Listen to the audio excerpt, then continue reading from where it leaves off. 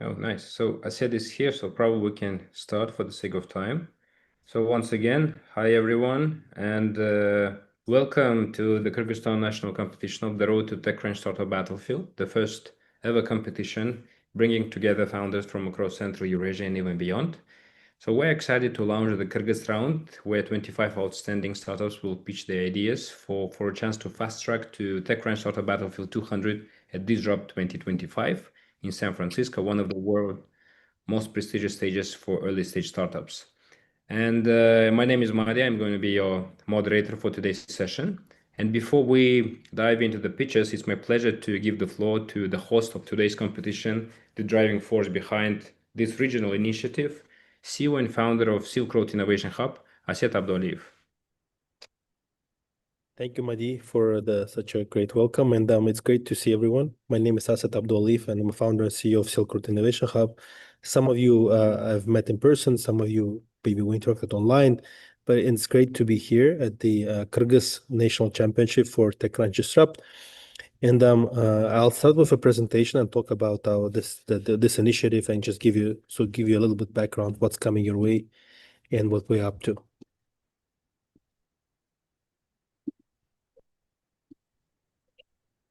Cool. Can you see my screen? Not yet. It would be better if you reshare it once again. Okay, cool.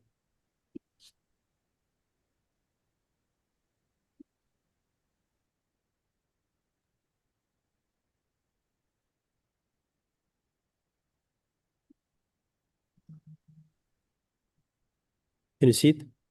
Yes, we can. Great. So once again, welcome everyone to the Road to TechCrunch Startup Battlefield.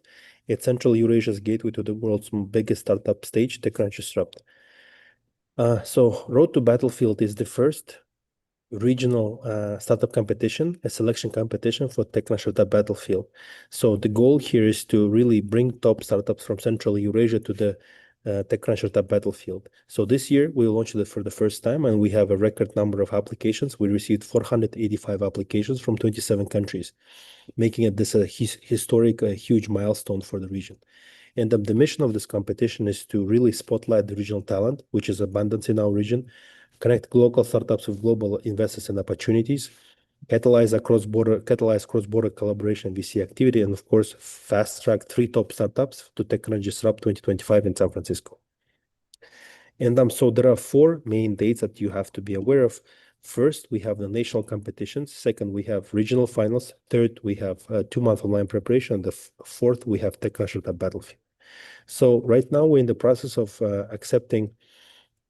organizing the national competitions, where we select out of 450 invited startups. We are in the process of selecting top 20 startups that will be invited to the regional final, which will happen on August 15th again online, where the top 20 startups will present. So we have already concluded national competitions for Uzbekistan, for Turkey, for Georgia. I believe Azerbaijan was also, right? We concluded, or is still in the process, Madi? Yes, Azerbaijan. Tomorrow. Tomorrow. Today we're doing Kyrgyzstan, so we're right in the middle of it.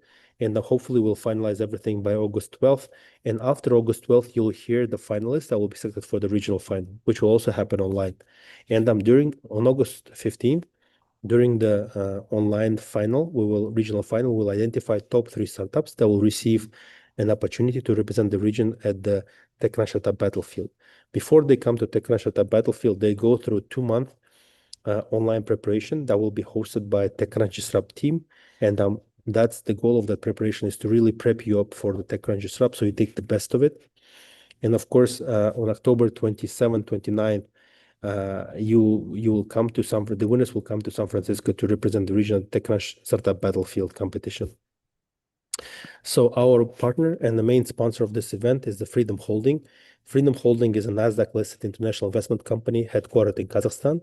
Its current valuation is almost $10 billion. It's one of the most influential financial players in the region that supports innovation and entrepreneurship, and it's actually one of the most developed finance ecosystems in the region as well. And their support of this kind of initiatives show that Freedom really cares about the development of the startup and innovation in the region. And I think they've been the foremost force behind supporting startups in the region. And actually, from statistics, I know that Freedom spent alone $120 million in acquiring and investing in startups throughout past 2-3 years. So very impressive numbers. And of course, this event wouldn't be possible without our regional partnerships, regional partners, such as big thanks to Accelerate Prosperity in Kyrgyzstan, Astana Hub in Kazakhstan, Startup Center in Turkey, Innovation Digital Development Agency in Azerbaijan, Sabah Lab, Future Lab in Georgia, European Bank, Sabah Angels, the IT Park of Uzbekistan, and pretty much all the key ecosystem players supported our event, and so to which we're very thankful and appreciative. And so what is Techcrunch Startup Battlefield? Techcrunch Startup Battlefield is the world's leading startup competition. It's hosted every year at TechCrunch Disrupt conference. As you may know, TechCrunch Disrupt is the most prestigious technology conference in the world. So this competition has been hosted for last 15 years. And it launched global tech giants like Trello, Dropbox, N26, Mint, Forethought AI. They actually all started from this competition. So it has a good track record of launching really, really big companies. So every year, top 200 early stage startups, they gather to San Francisco and they compete for the top prize. And the top prize is $100,000 equity free funding, and of course the Disrupt Cup. And also, besides $100,000, you receive elite training, as I mentioned, and also I think that's even more important that you get high impact visibility with global media. Why? Because TechCrunch.com is the #1 startup and innovation media outlet in the world. TechCrunch.com is equivalent to Wall Street Journal, Financial Times, The Economist in the finance world. It's the same for the VC and innovation. So if you get featured on TechCrunch, that pretty much means that your startup is on a good track. And you get noticed by VCs, you get noticed by potential clients. So this could be a really good launch pad for your startup, especially the early stage ones. And so TechCrunch Disrupt itself is the #1 technology conference in the world. It brings together most innovative startups, influential investors, and tech enthusiasts from around the world. And notable speakers include Elon Musk, Satya Nadella, CEO of Microsoft, and Mark Andreessen, very famous investor, and Vazhitsky, she was former CEO of 23andMe, Brian Chesky, founder of Airbnb, Shaquille O'Neal, Mark Benioff, founder of Salesforce, Serena Williams, and many, many, many people like that. And so the key alumni of this program have raised over $32 billion. They have launched over 50 unicorns and 165,000 people attended. And I mentioned like all the top companies like Dropbox, Mint, Robinhood, Trello, Fitbit, Brex were all featured and participated in TechCrunch Disrupt. And as some of you might remember, there was a sitcom called Silicon Valley, Kremnieva Dolina. It's a sitcom about Silicon Valley, and actually in that movie, in that series, they actually mentioned TechCrunch as the competition to which Pied Piper, the main hero, participates in that competition. So this conference is really well known and really well respected here in Silicon Valley. So if you win this competition, what do you get? So 3 top winners, they're guaranteed 3 spots at TechCrunch Startup Battlefield 200. That's the first thing. Second, they get a round trip to Silicon Valley. So for up to 2 founders, we'll pay for your trip from Bishkek, from Osh, from Jalalabad, from Tashkent, Baku, whatever. So we'll fly you to San Francisco, provide up to 2 weeks accommodation in San Francisco. So we'll get acquainted to this and get to know our Silk Road Innovation Hub, of course. And also because TechCrunch competition lasts for 3 days, for all 3 days, you get a booth, a special stand at TechCrunch Disrupt, so you can exhibit your startup and really mingle and meet new clients, investors, and so on and so on. Of course, you get investor networking access, and of course, you get branding and media exposure. In exchange, we ask for 1% equity from the top 3 participants in a standard safe agreement. Why? Because even after this competition is over, we at Silk Road Innovation Hub want to stay connected to your startup and support you in your next endeavors. And so who we are, Silk Road Innovation Hub. Some of you might have not heard about us. Maybe some of you have visited Silk Road Innovation Hub. We are a community for founders from Central Eurasia who want to expand their startups in Silicon Valley. So we have over 200 startup residents. Total valuation of the startups is over $300 million. They raised over $50 million in venture funding. We run many successful acceleration programs. We have over 1,500 community members, over 20 partnerships, over 300. We hosted over 350 events, and that were attended by over 12,000 participants. So quite a big number. And without further ado, I would like to introduce our juries today. So we have a very prominent jury panel. First of all, I'd like to introduce Kim Latipov. He is the business educator and VC lawyer. He right now works at Stanford Business School. Alia Abbasada, she's executive director of Sabah Angels. Vusal Mursalzada, he is the deal flow manager at Sabah Angels, a prominent investment club based out of Azerbaijan. We have Sultan Omurzakov, he's a software engineer at Zoox, also angel investor. We have Marat Tolibai, he's the one of the top angel investors and VC investors based out of Kazakhstan. He's the founder of CEO of Activat. Very happy to have him here, of course. And we have our good friend Abdullah Al Naimi. Abdullah, he's the managing director of Doha Business Consulting. He's based out of Doha, also very prominent investor. And the seventh, but not the last, is the AI. We have a special AI agent that actually helps us to grade your pitches, and so we use sophisticated AI to kind of use it as an additional decisive point in identifying top startups. So I'll pause here, Madi, and give the floor to you to maybe go over the details, please. So, yeah, thank you very much, Asad, for a great presentation. Now let me tell you about the pitching rules, which is very, very important. So pitching rules are pretty simple. It's 3-minute pitch. You have to be clear and concise. Please focus on your product, on your market traction if you have, and of course your team. No interruptions during your pitch. After that, your pitch will be followed by a 2-minute Q&A session. This is the time when our esteemed judges will have an opportunity to ask questions.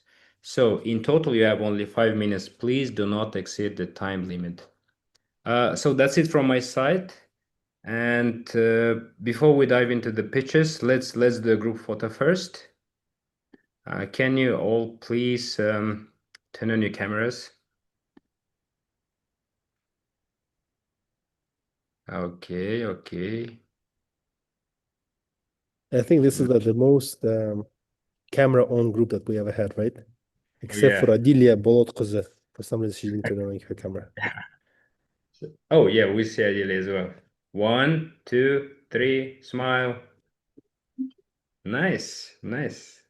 Great. So let's start the competition. But before that, once again, my name is Madi and my colleague Lazat. We're here to assist you throughout the whole session. So if you have any questions or need help, please feel free to message us in the chat box. So we'll do our best to support you. And for our dear jury members, please remember to complete the score sheet immediately after each pitch, focusing less on the startup stage and more on its potential global impact.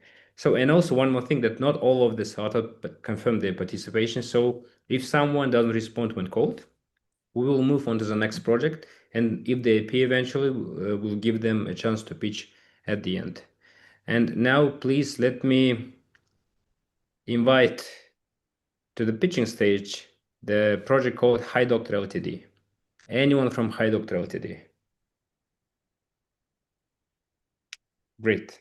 So you have 3 minutes. I guess you can hear me, right?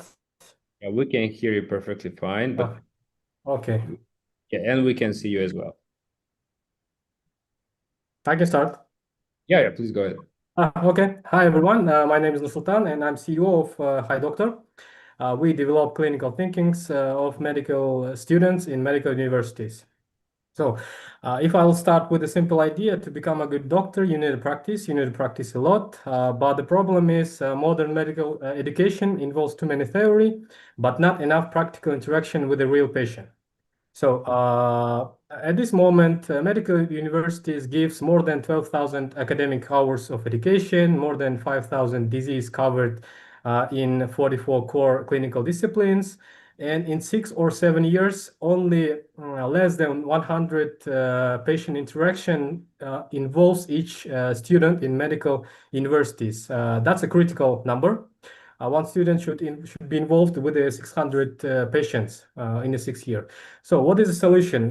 We have developed a platform with the integration of AI patient to train clinical thinkings, communication skills, diagnosis, and treatment.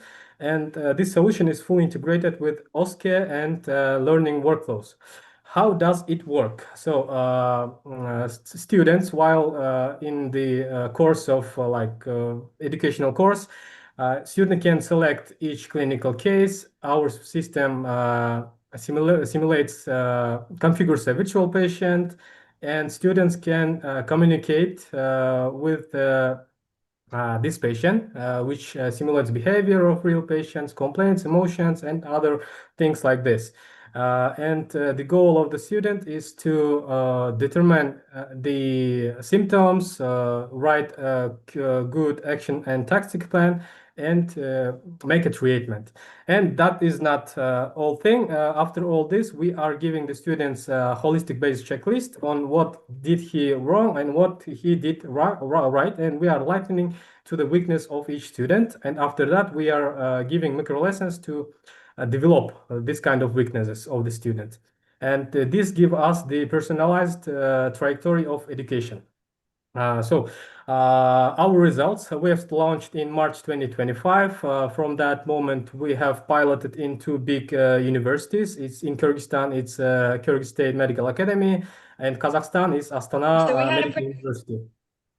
So, as a result, we have jumped the scores of the students from 69 to 87. So this is the main results. Our features, we've got more than 3,000 clinical cases, and also we've got real and complex cases, which not even a student, also experienced doctor can not meet in his clinical practice.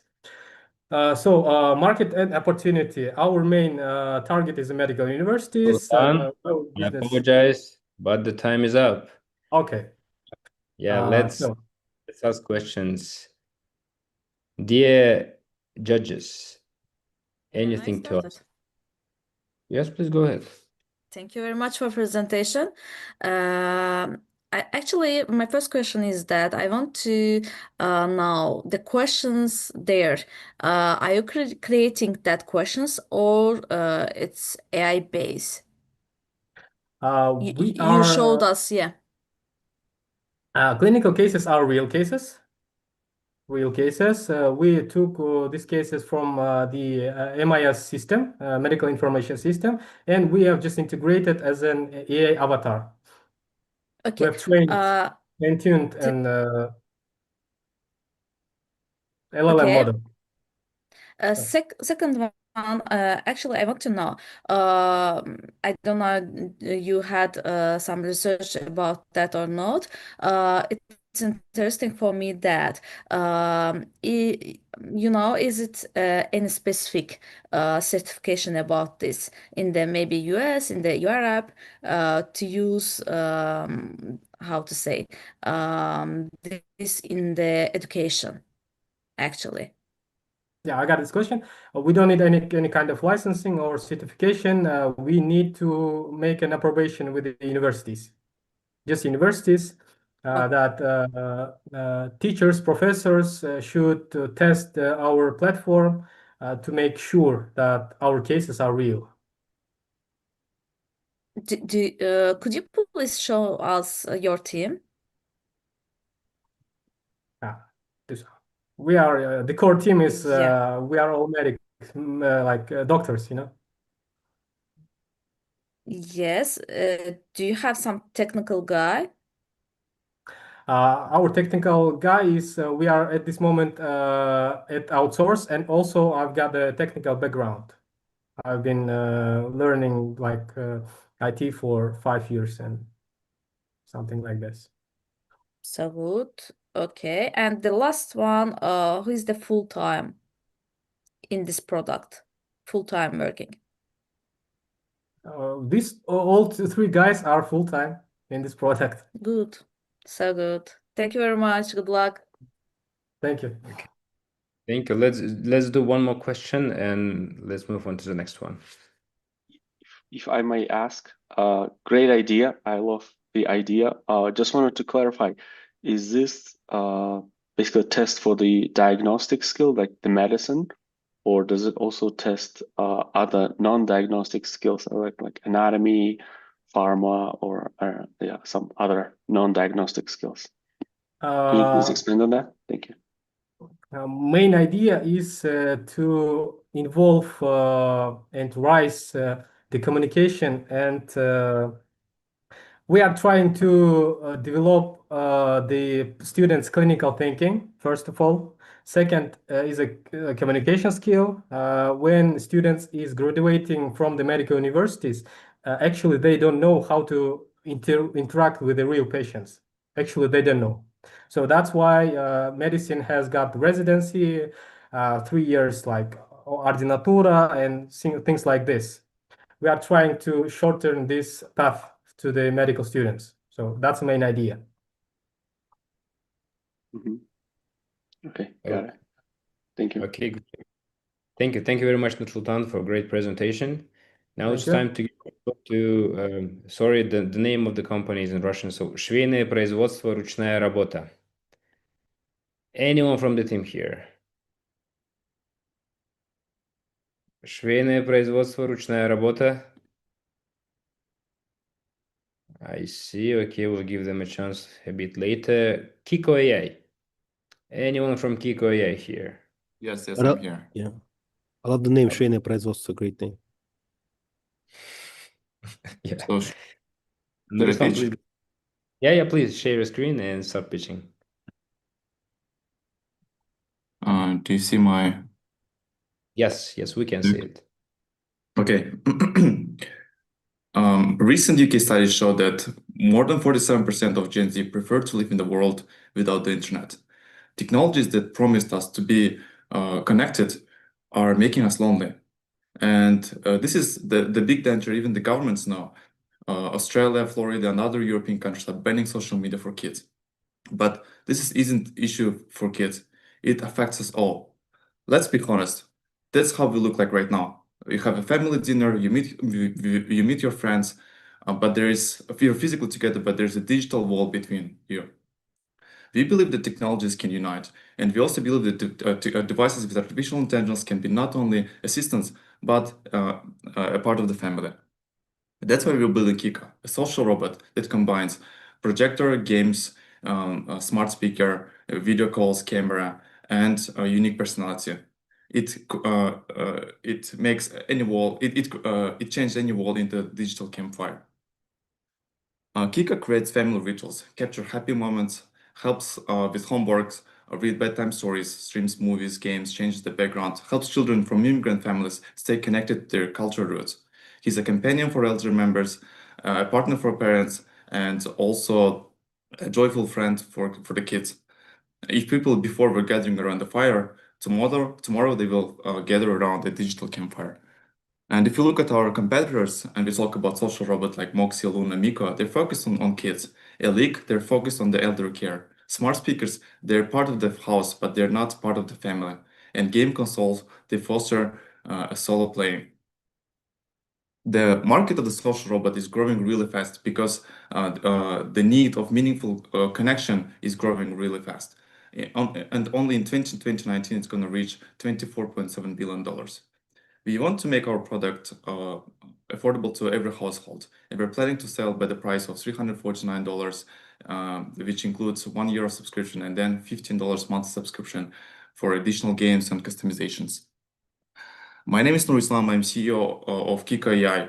I've lived in China for 8 years. I speak 5 languages, and at the last startup that I was building together with Timirlan, my story, we were part of Google for Startups, StartX, Stanford Accelerator, EBRD Star Venture Program. My co-founder, Timirlan, CPO, he's a former teacher.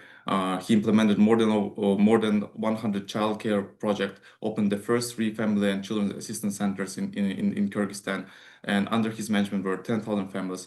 And Ilya, he's our wonder kid. He started coding at 10 years old. He won multiple Olympiads. He co-founded a startup and they raised 100K of pre-seed investments. We believe that the future won't be lonely if there's someone to share the present with. Thank you very much. Thank you, Nurislam. Dear judges, any questions from your side? Nurislam, where are you in terms of your product development? At what stage? Do you have MVP? Yeah, we do have an MVP. I wanted to show actually today, but we were making some updates and like it wasn't ready, so it will be ready like in a few hours. But basically, yes, we do have an MVP, and this is like the third version of the MVP, and we like doing some internal testings right now. And what's the timeline to producing something that you can roll out into the market? I think like 2 weeks or maybe less. And do you produce the physical robot? Physical robot, yeah, physical robots. You are 2 weeks away from having something that Yes. would be market ready. I can't say it will be market ready because I want to focus on the beta users, and it's not about scaling my sales right now. I want to be sure that I can scale that the people will use longer time than just like sale. It's all about the retention that they will have. Yeah. And if someone has got an Alexa or another device at home already, do you think they will switch to your robot, or Yes, will they have yes, it in addition yes. to? Yes. We did a lot of customer development, and we even made some pre-sales. And basically, people who bought us they bought because they already had Alexa or Alisa at their homes. Okay. Thank you. Thank you. Yeah, please go ahead. Ruslan, could you explain again the main functions of your gadget? So basically, it's a companion. We are combining projector and a smart speaker. So we are actually creating the part of the family, and it's something that will change the behavior at the house. And like if everybody at home like playing phones, we hope that they will get around the product so they can play games, they can have the video calls.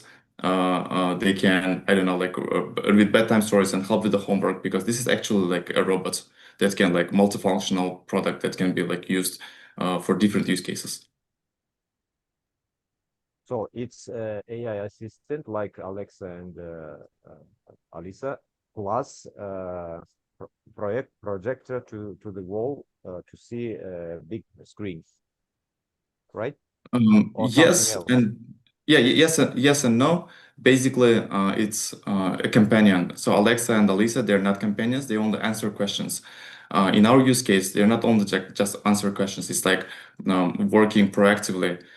For example, it can capture happy family moments, like where like the kids is making the first steps. So parents, they don't need to take out their phones and try to take a picture. Basically, it can like capture the picture because it can see that like everybody's happy, and it's like capturing this kind of stuff. And also it can like help children like to make homework not only by answering questions but explaining some different kind of stuffs.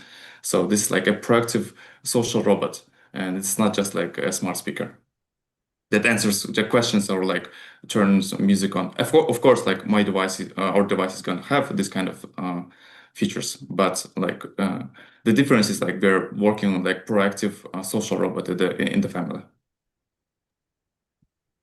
Thank you. Okay, great, Nurislam. Thank you very much for your presentation. Thank you very much. We slightly exceeded the time limit, so now it's time to move on to the next project. Anyone from Nomad Graphene? Okay, great. We can see the screen, but we can hear you. Can you hear me? Yes, we can. I'm actually talking from my phone because my computer, something's wrong with the sound. We can hear you fine, so please start your pitch. All right, I'm one of the co-founders of Nomad Graphene. We come from a deep tech field. So despite the fact that graphene was discovered in 2010 and we discovered so many exceptional characteristics, unfortunately, it hasn't achieved widespread adoption. And one of the problems being that at industry scale, it's very difficult to produce at a very good quality. So what we have now is of not such a good quality. And that's where we come in. We have a ready product. We have a facility with a capacity to produce 50 tons per month, 98% purity, 5/8 layers, and it's verified by leading labs, and it's an eco-friendly method. So how we got it proved? So there's like a lot of advanced technology like spectrometers and electron microscopes, and we sent samples to Russia, France, China, and 2 Kazakh universities. So for the market, current size for graphene is 1 billion. In 2030, it's expected to be 10 billion. And our target is bulk premium graphene buyers. So mostly due to batteries, composite materials, and electronics.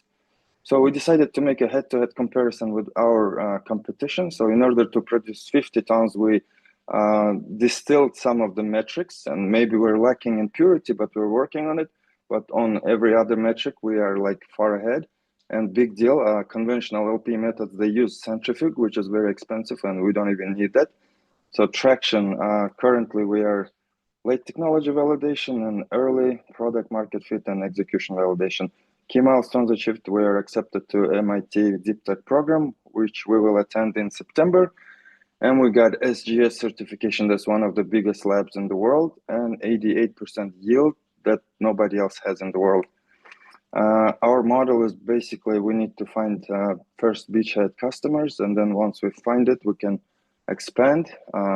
Low capex, so that's our method. 1,000 square meters can produce 50 tons. So if we need to expand, we can do more space, and we can also build on premises upon request from the client in 60 days. And innovation, we plan to reinvest to achieve finer grades of graphene, 2-4 layers, monolayer. This is our team, so it's split in 2. On the left is the Kyrgyz team, that's where the facility is, that's where CTO and like all the expertise. On the right side, leading the business development is, if you can notice, it's like 3 West Point graduates, and they're kind of like our strategic advisors, and they're like have a lot of experience in business development. And what we see is like we actually have all the predispositions to become #1 eco-friendly global graphene suppliers, and we're looking for mutual beneficial partnerships for research and development and sales, etc. Any questions? Okay, great. Thank you, Ildar. Dear judges. I have a How do question. you identify? Sorry, Sultan, go ahead. Just a great idea, Eldar. I love it. It's a deep tech startup. So can you please expand on what is the method? Do you have some internal IP? And what is the difference of your method toward when compared to Basically, global leaders? if you look at let's get to metrics. Yeah, this is what most people use. It's called liquid phase exfoliation. There's like a process, like several processes where you like, we take graphite from Kazakhstan, pure graphite, and we make from graphite, but it doesn't matter which graphite to use as long as it's clean. So that's also like kind of, what do you call, like we can go have the facility anywhere in the world, and we have lab reports here to verify that. And what differentiates us from others is like our technicians, they actually come from the gold mining industry, and they used to be working with tailings. So tailings are what gold mining companies live off, and it's not feasible to proceed those tailings because it only has 0.5 grams of gold. So our guys used to do it. So their incentive was, instead of very expensive chemicals, they needed graphene, and they decided to do it. So some of their technical expertise comes from gold mining, and they probably read on internet the regular LPE method, and they were actually able to remove the centrifuge, which is a very expensive, like $100,000 expensive equipment. So it adds to the capex. So that kind of helps us to reduce the price. And they were able to refine some of the ingredients, reagents, because of their chemical expertise and other things, and so we were able to achieve these outstanding results.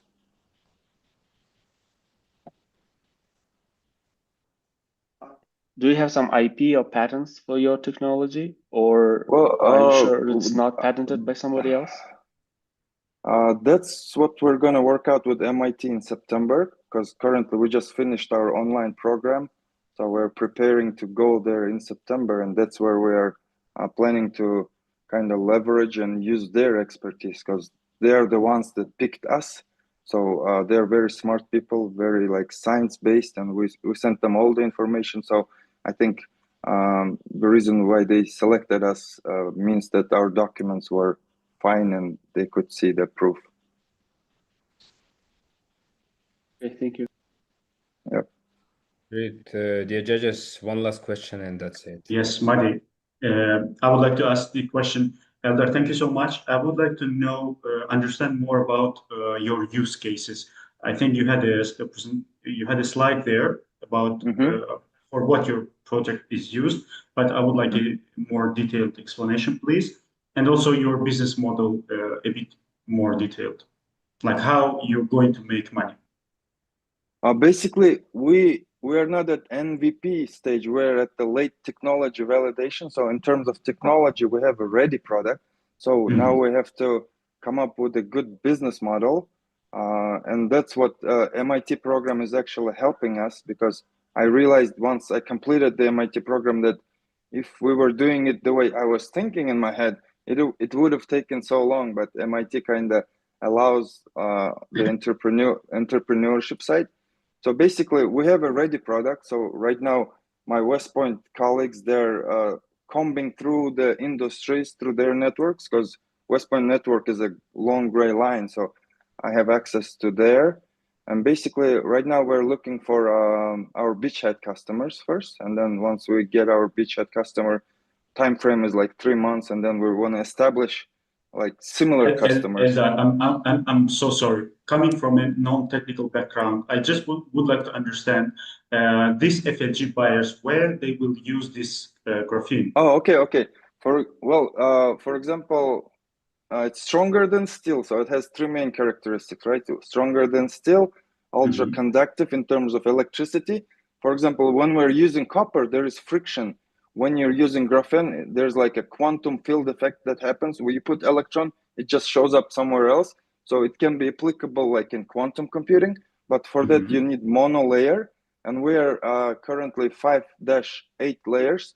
So if you put in perspective with categories, for example, there's monolayer would be like rocket fuel, and then 2 to 4 layers would be like jet fuel, and then 5/8 layer is like gasoline. But in gasoline you have like premium, regular. So we are in a premium segment of that category, and we already kind of know how we can reach to 2/4, which is premium price. There's like maybe $1,000 per kilogram price, right? Right now we're at the range about $150-300 per kilogram with our current product, but we aim to go there.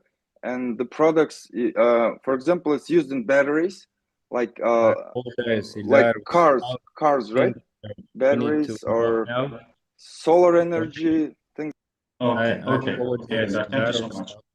Yeah, I can connect you if you want, so we can discuss in detail, but we're running out of time now. I apologize for that. So yeah, let me now invite to the stage another project called Glacier AI. Anyone from the Glacier AI team here? Yeah, it's me. Greetings.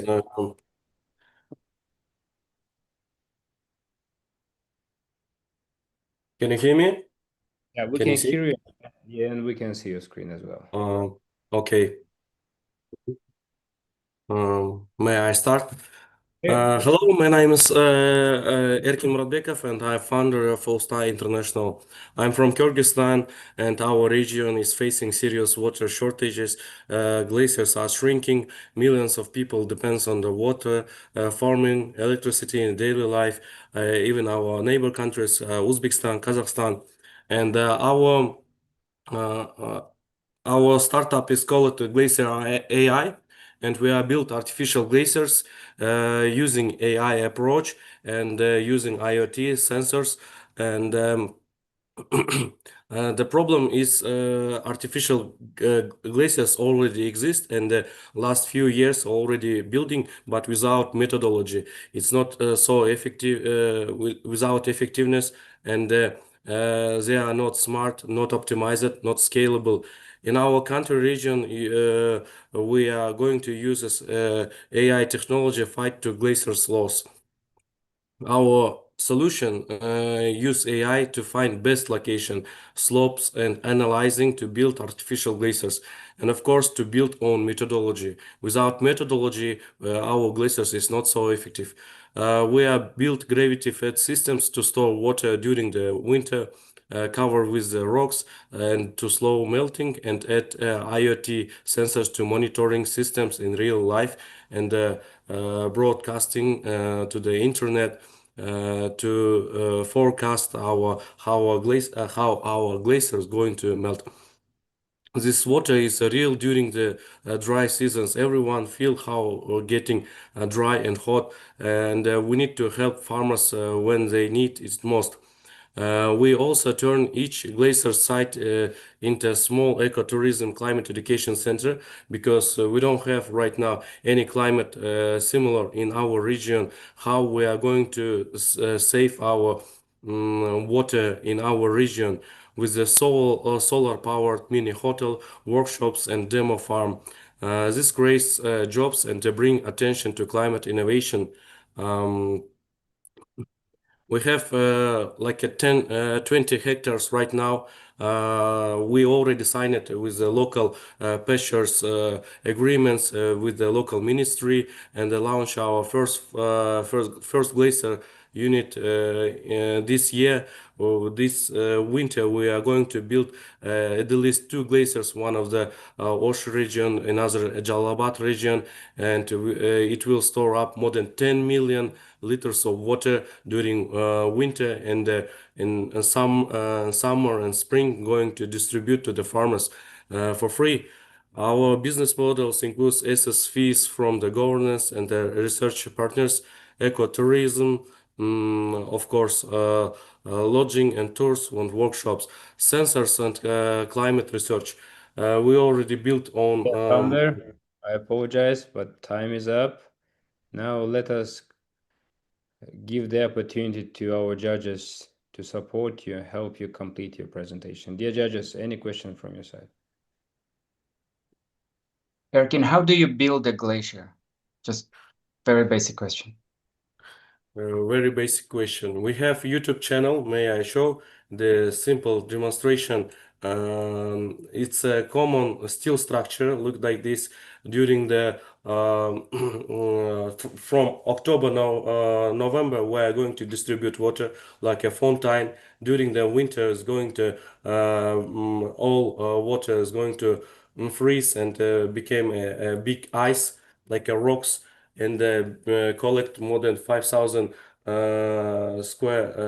more than 5,000 cubic meter per one. This steel structure with the height 10 meters, and it costs only 10,000 USD. And it will be a lot of where, for example, this gold is mining, where is coal mining, where is a big consumption of the CO2 and the CO2 emission. We will create the big market of the carbon market in our country, and we will show the positive approach on build these glaciers, and Thank all you. our Can I ask you? Yeah. Can you double click on one thing? What's the source of water, and what kind of energy will be required to build a glacier? We divided a couple sources for the water, using first mostly as springs where we can find and create the tanks where we may collect the water and distribute by the glaciers if we have bunch of glaciers. And also we can dig well and getting water from the well and distribute and freeze and we don't care about how this water might be clean or salty. We have only limited the elevation. It should be 2000 height by the Baltic Sea, coordinate. That's why we need to bring might be more glaciers to distribute our neighbors to Kazakhstan and Uzbekistan these resources. Thank you. Okay, great. Usal, I apologize, but is your question? Sure. Yeah, because we're running out of time already, so don't No mind. worries.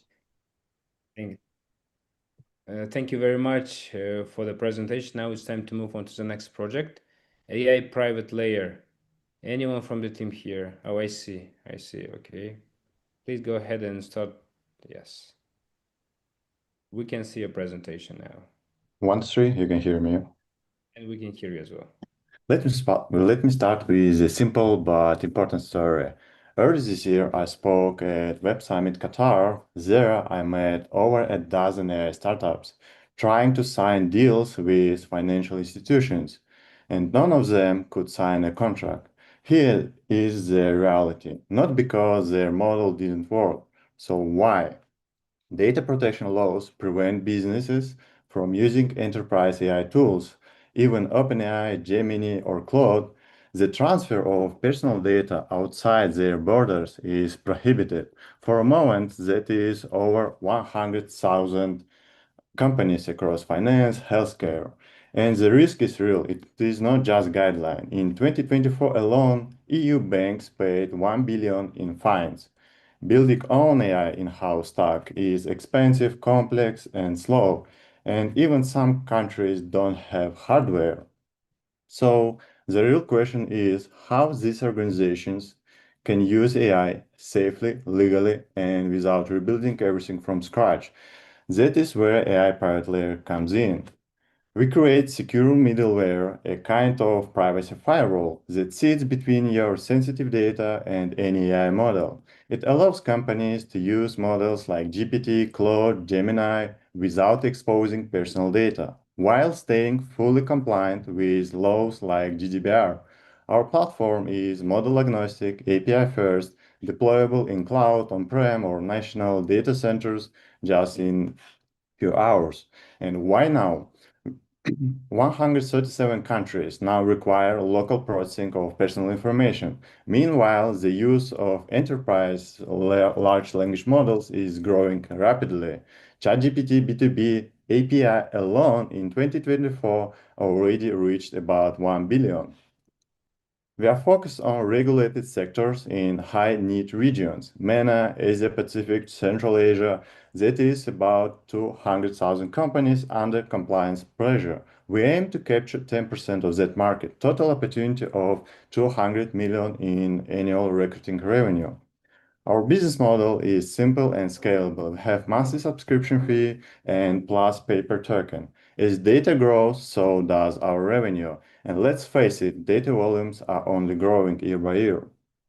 What's the difference between us and competitors? We are product first and concentrated on the regions where the need is critical, unlike consulting heavily competitors in the USA and Canada. We are focused team of 6, combine deep expertise in analytics, AI, cryptography, and infrastructure. Our main milestones, we multi-regional launch expected in September. We selected to join MIT Deep Tech program, working alongside with top AI security researchers in active talks with Google Cloud Qatar to partnership and preparing pilot project to understand our unit economics and financial Thank you very solution. Yeah, that's all. Time is up. Dear judges, any questions from your side? Please, Kim, go ahead. Where are you with your product?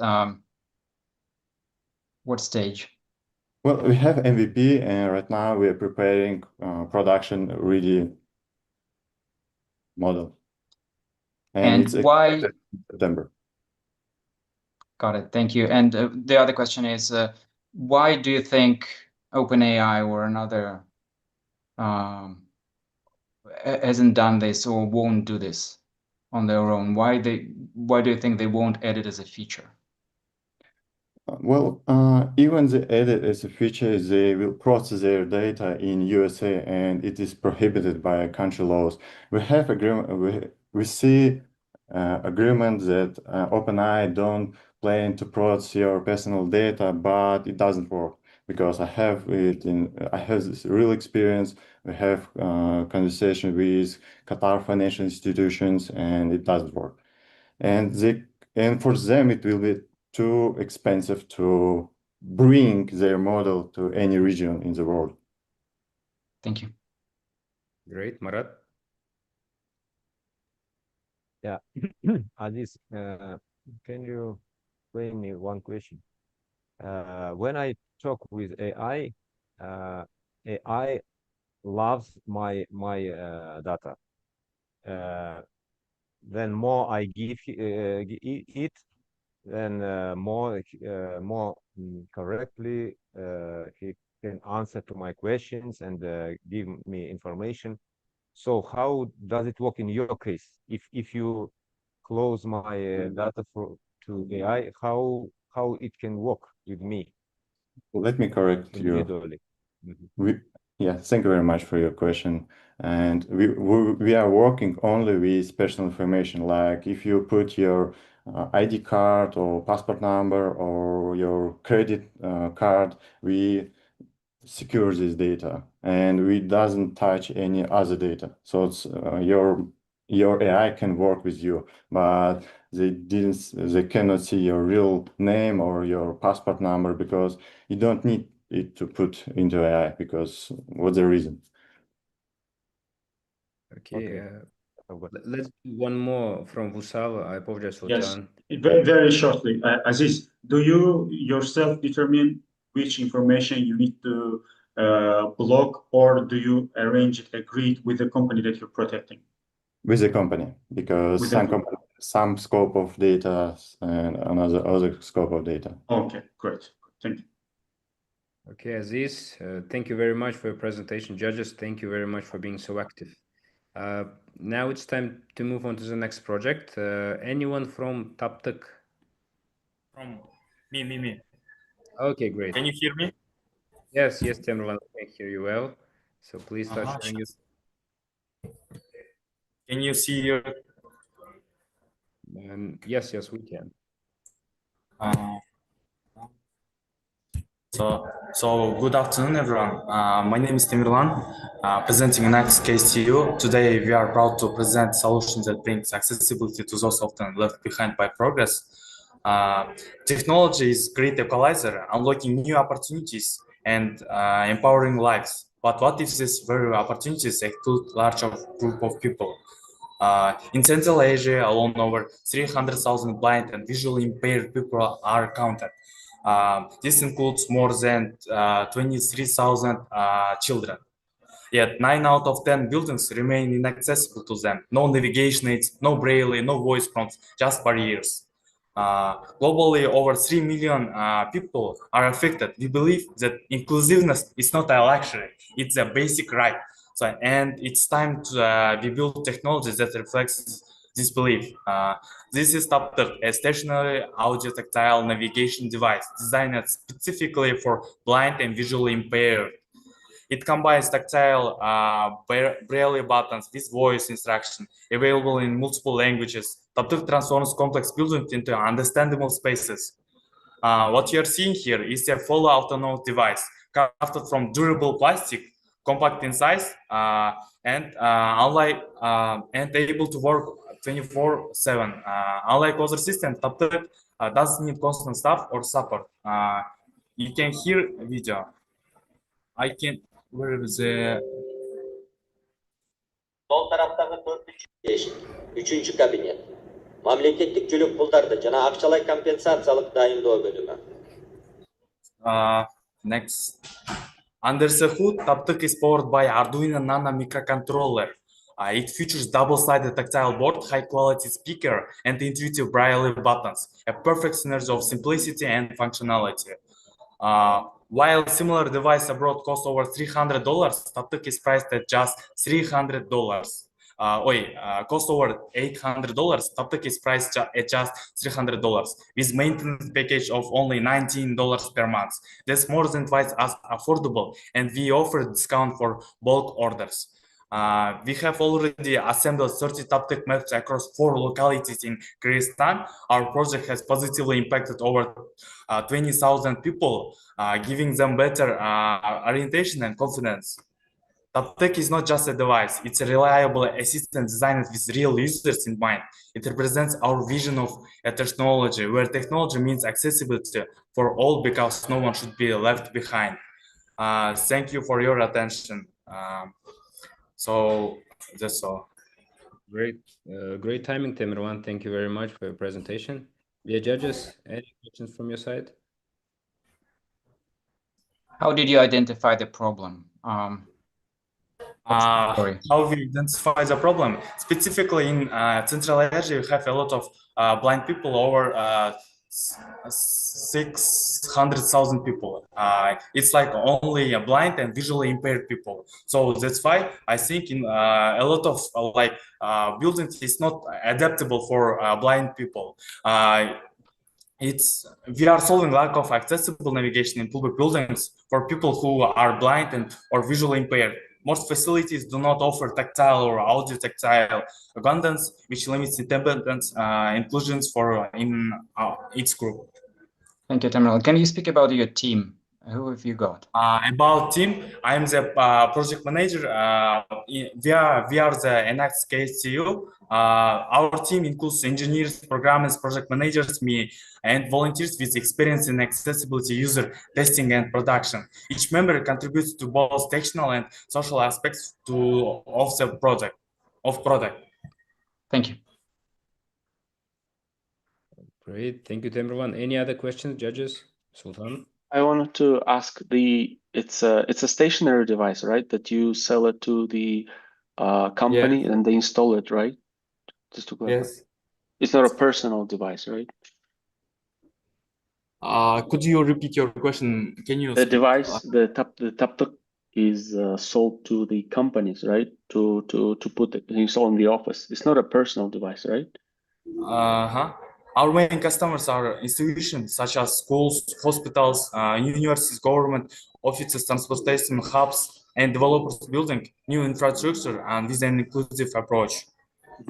And just for my information, so how do they find this device? Can you explain this a little bit? So how in the regular building, like a school, how many devices like this is it like one device enough per building? For building, I think enough one or two, depends on building because it's like adaptable devices. So in first floor, we like install one TopTech. It can be helped like where we want to go. So in every floor, we install one TopTech. Okay, thank you. Installation is either done by our team, by trained local technicians. The process is simple and requires basic tools, making it easy to deploy even in remote areas. Okay. Thank you, Temirlan, for the presentation. And now let us do one more project, and after which we will take a short 5-minute break. So I see Ramis from Fusion AI. So yes, please touch it. We can see your screen. Nice. Can you hear me? We can hear you as well. Yeah, but we can see your presentation. Can you see my screen? Screen, yes. Hi, my name is Ramis. I'm the CEO of the Fusion AI, a platform that lets small businesses create and launch their own AI agents in under 5 minutes. The problem is simple. Customers have forgotten how to wait. If a business replies in more than 5 minutes, conversion drops by 21%. Fusion AI is a no-code platform that helps SMBs launch AI agents for Instagram, WhatsApp, and other channels without writing a single line of code. The agent connects to their CRM, learns from their data, remembers past conversations, and helps qualify or close leads. But our key features is this: our AI trains and configures your AI agent for you. The market is huge. I'm sorry, I don't see the slides. Sorry for interrupting. I see the desktop only. Don't see the slides. Everyone see my screen? Yeah, we can see the screen, but not the presentation. So I saw it. Only the desktop. I'll test. And now? Yes. Oh, yeah. Yes. Sorry. The market is huge, 24 billion global market, 90 million serviceable in CIS, Turkey, and MENA. We are targeting 2,000 paid clients in the next 24 months. That's our sum.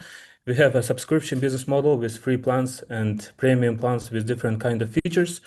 Traction. So far, we have earned $10,000 from 20 pilot clients via custom integrations, converted 10 paid SaaS clients from our test group of $500 MRR, helped one client process 4,000 messages in 7 days and collect 1,500 leads, generated 1,300 inbound requests from my single Instagram post, all organic from my personal blog. Our clients has increased conversion by 90%. Why now? AI adoption by SMBs has grown 250% since 2022. The AI agent market is expected to reach $50 billion by 2023, but 80% of SMBs still don't implement AI because it's too complex. Go-to-market. We leverage my personal brand, 24,000 followers and 1 million monthly reach. Native integrations with local CRM and ERP systems. Blogger integrations earn up 20% per client via referral, and I know how to activate the channel because I have been on the both side. That's how we will scale. Unlike chat plays, we are not building a new CRM. We integrate with your existing stack. We are AI first, not form builder first. You don't need to touch code or prompts. It's still handled by AI. As for Plip, they are a solid competitor.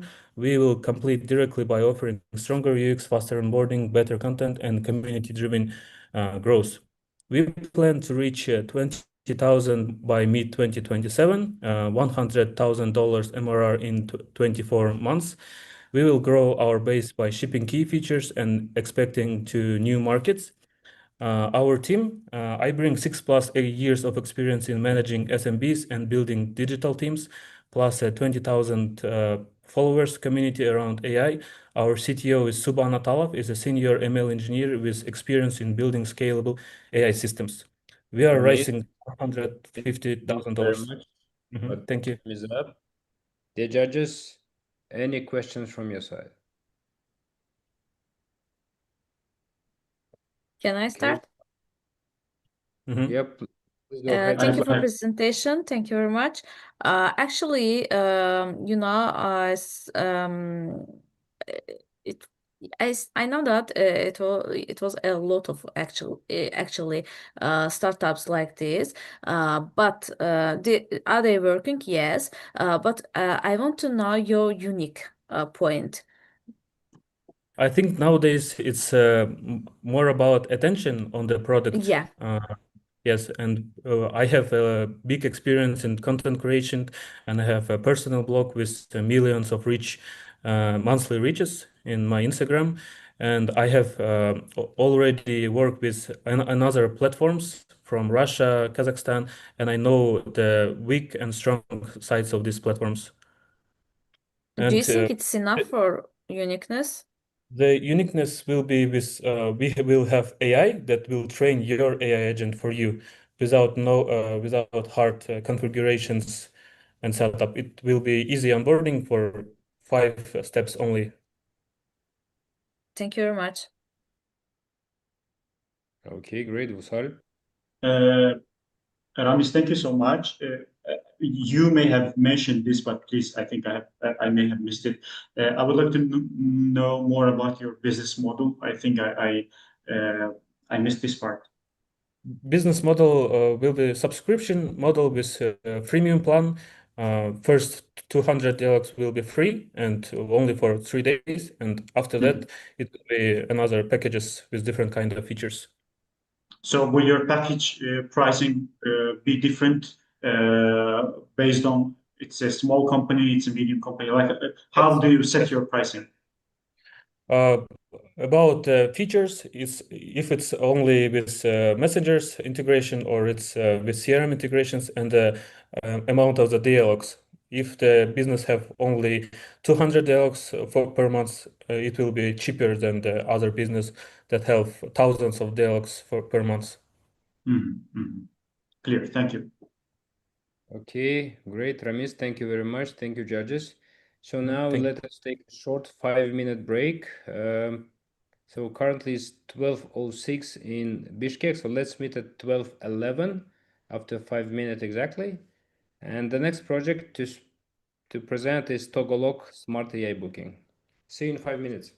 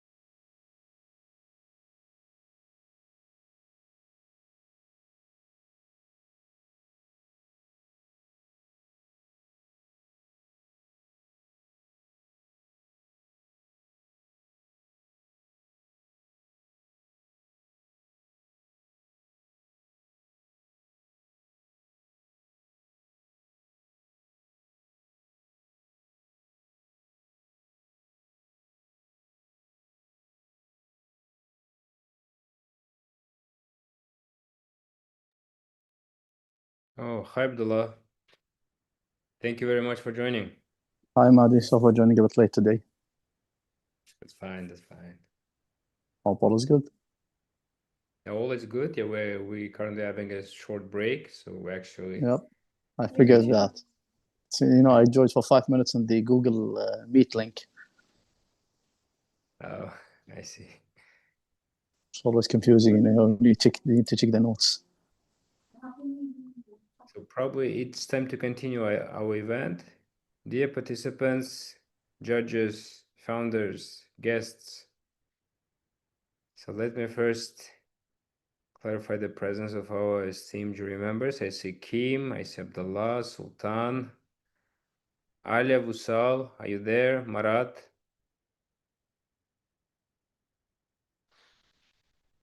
I see what's all great. Yes. Nice, nice.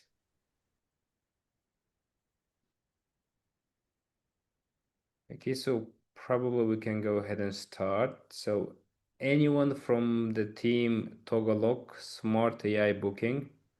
Yes. Nice. We see Kamtibek is here. So in that case, please start sharing your screen. Can you see my screen? Yes, we can see it. Okay. Can I start? Yes. Hi everyone. I am Kamchibek, co-founder of Togolog AI, an AI-powered smart booking platform for short-term rentals. Think of us as the future of Airbnb, where not only the home is smart, but the entire rental journey from discover to checkout is powered by AI and automation. We are live on web, iOS, and Android with full registration users and logs and QIC. Guests can look at property, complete payment, and instantly receive a digital door code in the app.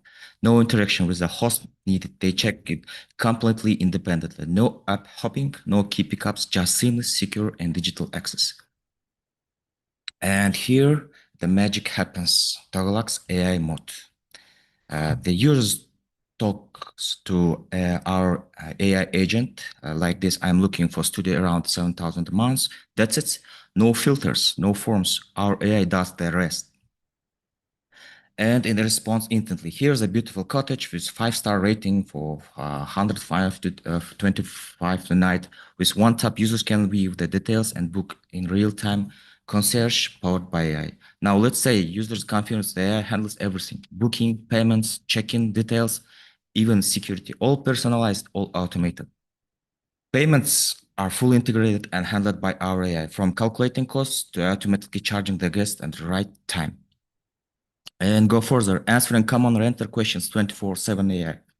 Whether it's about amenities, directions, or safety, guests feel cared for without burdening property managers or owners. No more chasing down host or asking, what's the address? How do I enter? Everything from Wi-Fi password to door code is shared instantly and secure. We also automated post-stay tasks like cleaning or maintenance. When guests check out, our system schedules the cleaner and notifies them with no human coordination required. And of course, logs are central for this experience. Togolog manages door codes dynamically. If the renter cancels or booking changes, the access code updates instantly. No physical keys, no risks. Today, we are seeking 1,050,000 for purchase smart logs, scale product development and marketing, and expand operations. We are expecting growth rate 70% per year and the year revenue in 10 million by year 5. Our team, Microred, has deep expertise across AI, fintech, blockchain, and GovTech. We are Google Cloud and NVIDIA Inception partners. As a part of Google Cloud Startup Program, we have been allocated 30,000 cloud credits with pathway 200,000. Giving to access a power computational resource for training our AI models. That's it. Okay, great, Kamtibek. Thank you very much. Great timing. Dear judges, any questions from your side? Can you tell us more about the team, please? Sorry? Your team, your team today. Yes. Who's the team? Yeah. We actually software development company. We consist 5 backend developers and 5 mobile and front-end developers. Also, we have 5 ML engineers. And you see from the picture, it's pretty young. They're very efficient and effective. So we allocated some resource from other projects to this project. So we made it finally live. And how much traction you have so far? How much money have you made since you started? Now we're just having our first clients. We encountered with some obstacles like security code like in for elevator or for door security. So we recently we have chosen that problem with purchasing that smart safe box, where we can put that chips, security chips, and cards for elevators.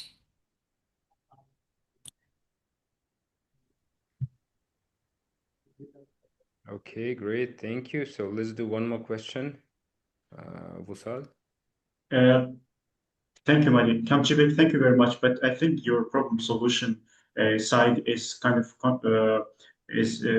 conflicting. Like I couldn't clearly understand what you're providing. You started with short-term rentals, like future of Airbnb, and then smart locks. It's kind of confusing. Could you please clearly state what is the problem, what is your solution, and how do you differentiate from Airbnb? Like why Airbnb cannot do the same search function or cannot integrate AI to the system?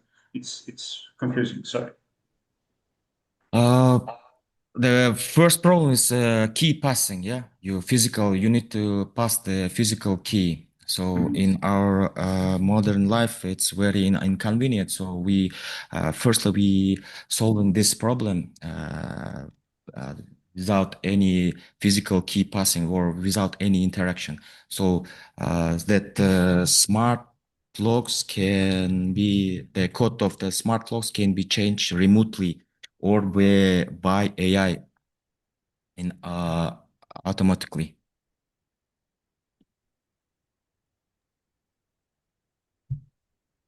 Let me ask a follow-up question. Okay. What is your differentiator from the Wi-Fi smart locks that are sold like on Amazon? We combined everything, you see, with booking and booking and also it will also respond for when the booking after checkout the smart locks code will be changed and for new booking it will be generate a new code.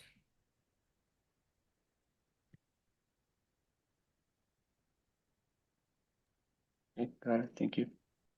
Okay, great, Kamchibek. Thank you very much for the presentation. Now it's time to call Akuchu Intelligence. Anyone from the team here? Yeah, it's me. I'm here. Nice. Okay, one Okay, second. please start sharing your screen. Mhm. Can everyone see my screen? Yeah, we can. Yeah. Hello, everyone.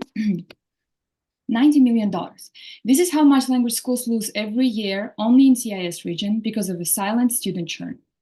60% of students quit learning language after 3 months, and schools have no idea why. When a student stops showing up, it's already too late. And then schools spend 5 times more trying to acquire a new student to replace the ones they've lost. To solve this problem, we built O1 CRM, the first retention-focused CRM specifically for language schools. We help language schools predict and prevent student churn before it happens. Our CRM creates an internal ecosystem that captures what matters the most: student satisfaction data. We track attendance, collect feedback about lessons and teachers, and use AI to identify at-risk students with early warning alerts. The mobile app integrated to CRM keeps students engaged, while our analytics tells schools exactly what's working and what's not. The market opportunity is massive. Language schools worldwide face the same challenge. We plan to capture 2% of the market in the first 3 years. Our business model is suitable for middle range and big language schools through monthly subscription based on number of students. There are many CRM systems out there, but O1 CRM is built specifically for language schools and, unlike traditional CRM, puts students at the center of business operations. We have partnership with 4 schools and more than 2,000 students in pilot, and 5 more schools on our waitlist. 2 months ago, we did a pivot from B2C product to B2B, and the research that we did before was invaluable for this product. By 2026, we plan to enter market of Central Asia and South Caucasus and onboard 1,000 schools by 2027 across CIS region. We're raising 200,000 for the first year of operation and to start early expansion. Our team has perfect combination. My name is Emilia, and I founded and run language schools, so I understand the pain firsthand.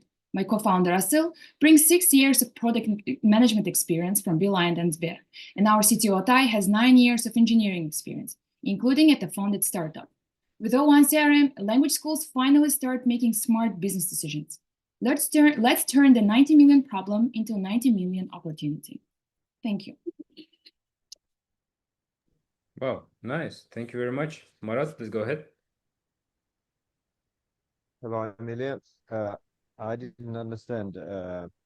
You are just gathering the feedbacks from students, are you? Or something No, else? that's okay. No. That's just one of the functions.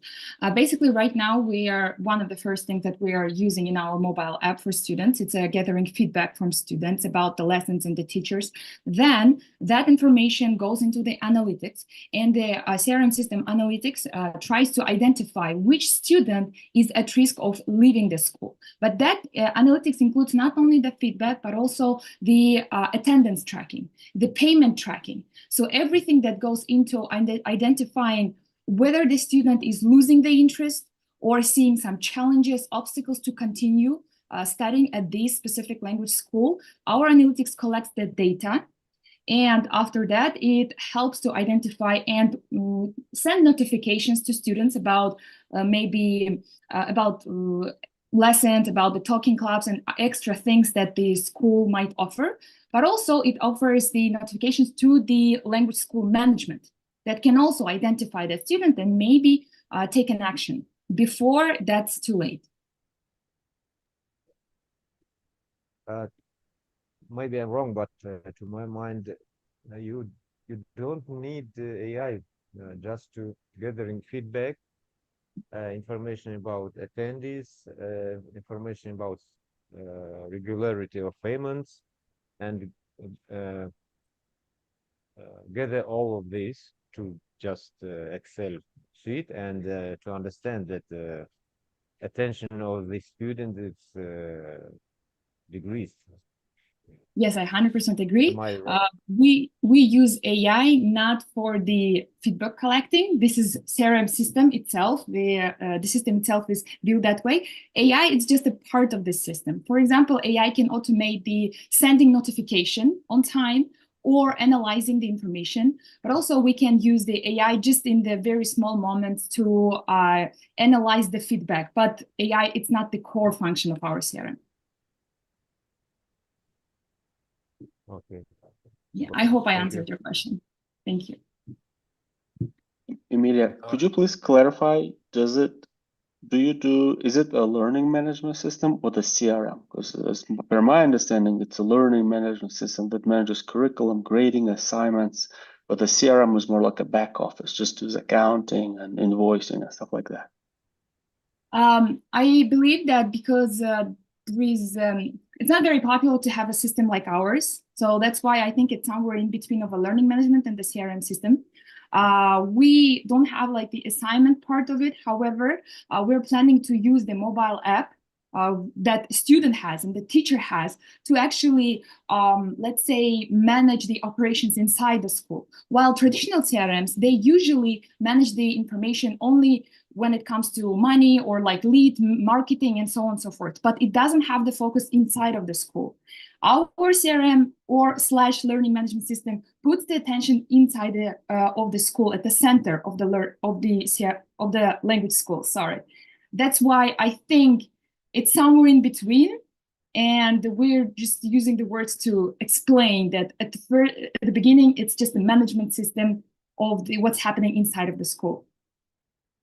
Hopefully, with the mobile app, we can in the future start sending tests, start having this small Duolingo type of app for the language school. So imagine every language school will have their own Duolingo, which is specifically for that school.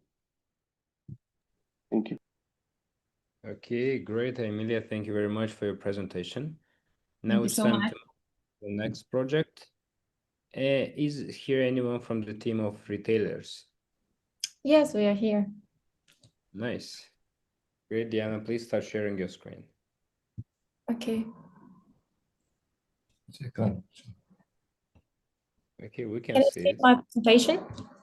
Yes, we can. Okay.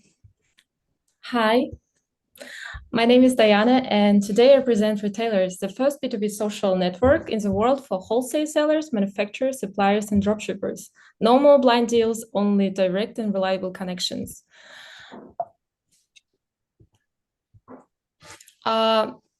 Let's be honest, it's hard to negotiate when you don't know who you're dealing with or have a little information about a potential partner. Add to that the cost of the travel, accommodation, and wasted time searching for direct suppliers with no guarantee you found the best offer. Retailers solve the biggest problem, communication. On retails, you only find sellers, wholesale buyers, and dropshippers.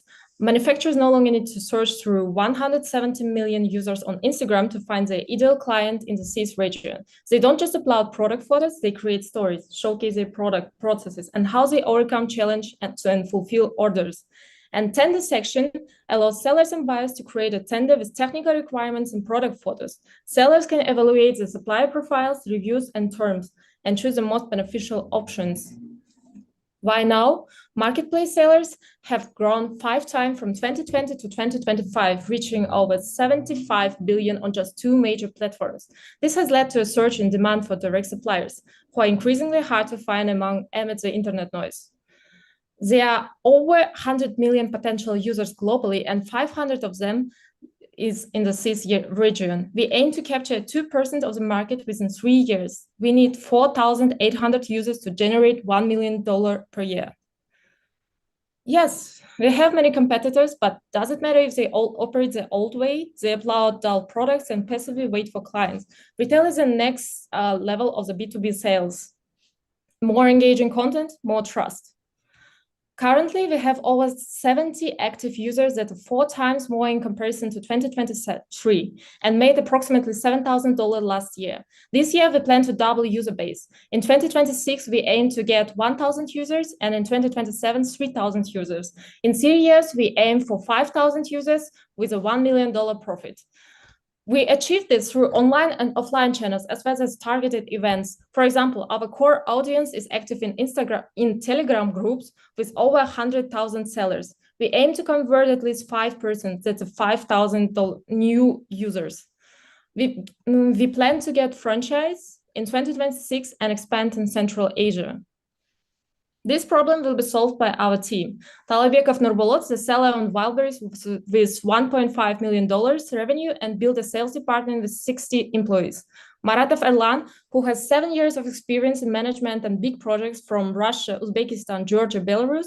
And Talabekova Diana, me, who grew up in a family business and understands the markets from inside. We sell on marketplace ourselves and we know the pain points. So firsthand. So thank you for your attention, and we hope you share our vision and download retailers. Great. Thank you, Diana. Dear judges, Wushal, to jump in. Oh, you're muted. Hi, thank you very much for the presentation, Diana. So my question is that, as I understand from your description, you're building a software that will connect manufacturers and buyers, right? Yes, it's social media, social network like Instagram, but only for manufacturers, suppliers, and sellers. Okay, okay. So in this case, what will your social media features will be, and there will be direct messaging or not? Why am I asking this question? Because LinkedIn is already a very useful competitor to you, and many of these guys are using LinkedIn for these purposes. And in LinkedIn, as a seller or as a buyer, you cannot send direct messages, which is very limited, right? Even in pro versions, it's very limited because there are a lot of spams and so on.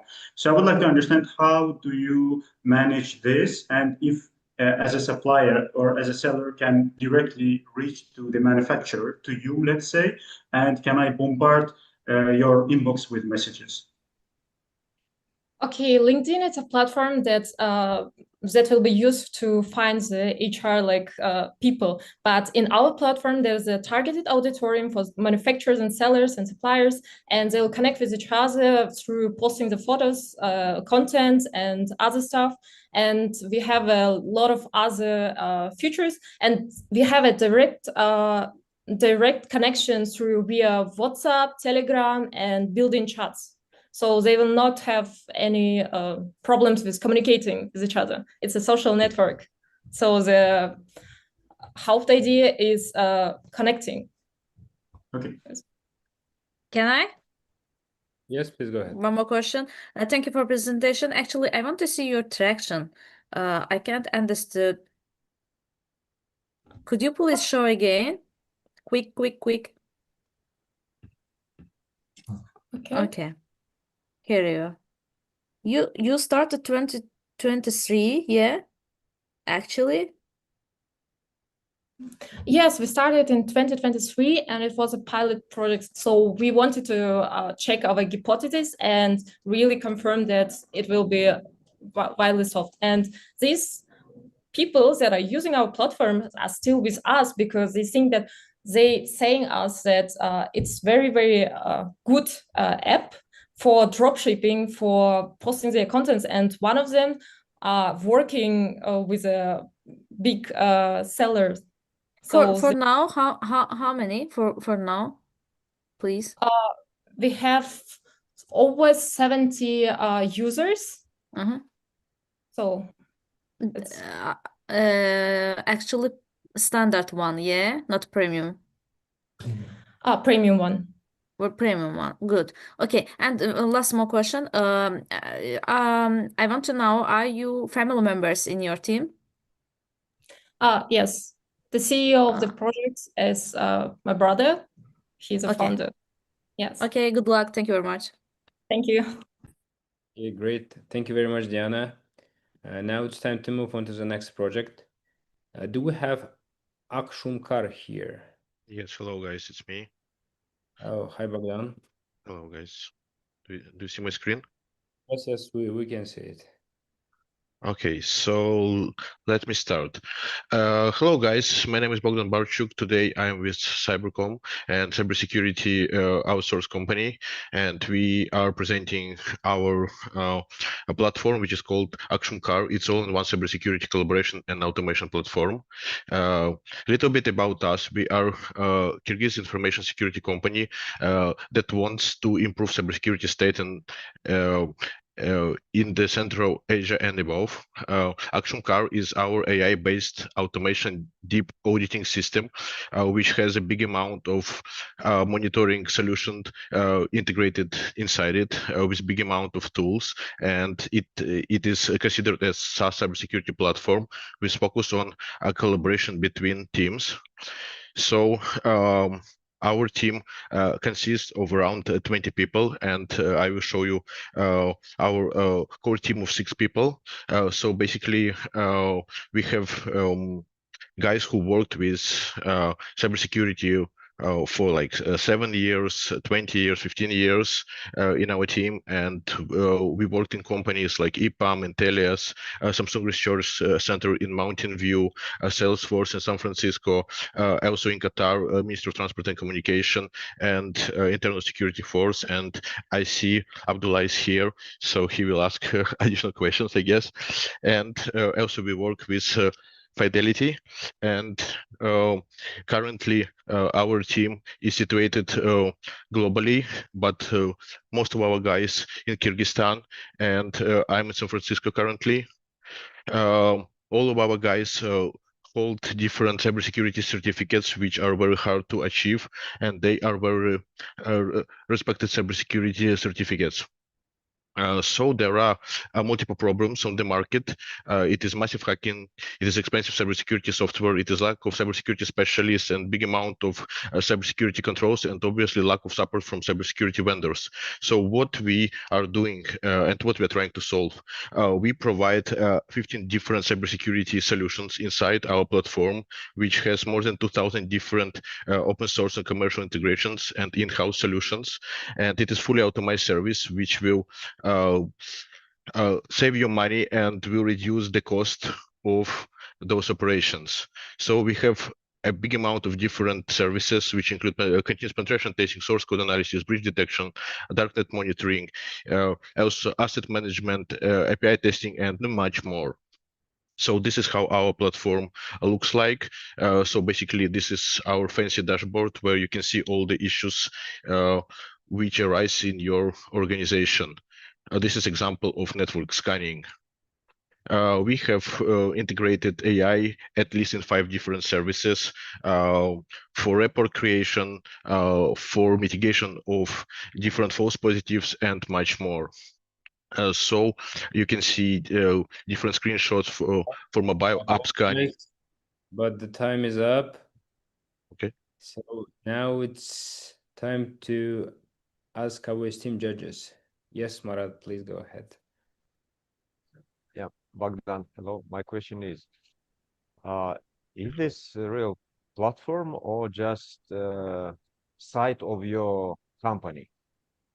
This is the real platform which already has the clients onboarded, and it is getting the revenue, and it has a big amount of feedbacks from different governmentals, military, and enterprise solutions. And yes, this is how it looks. This is not design. This is the real screenshots from the platform. No, I mean that as I understood your presentation, this is just like site of your company, which provide the service to different companies in cyber security, or this is platform where different companies can exist and can provide their service to other clients, right? Yes, I got the question. So this is a cloud-based solution which can be also installed on-prem, and it is done specifically for companies to install inside their infrastructure. It can be cloud or it can be on-prem, and it is done individually for the clients. But some of cybersecurity companies, they are buying our product and they are doing such activities for their clients. So yes, partly yes, and partly it is only for specific clients.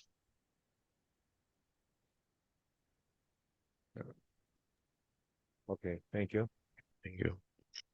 Hi, Bogdan. Great. I love to see your presentation because I also work in cybersecurity.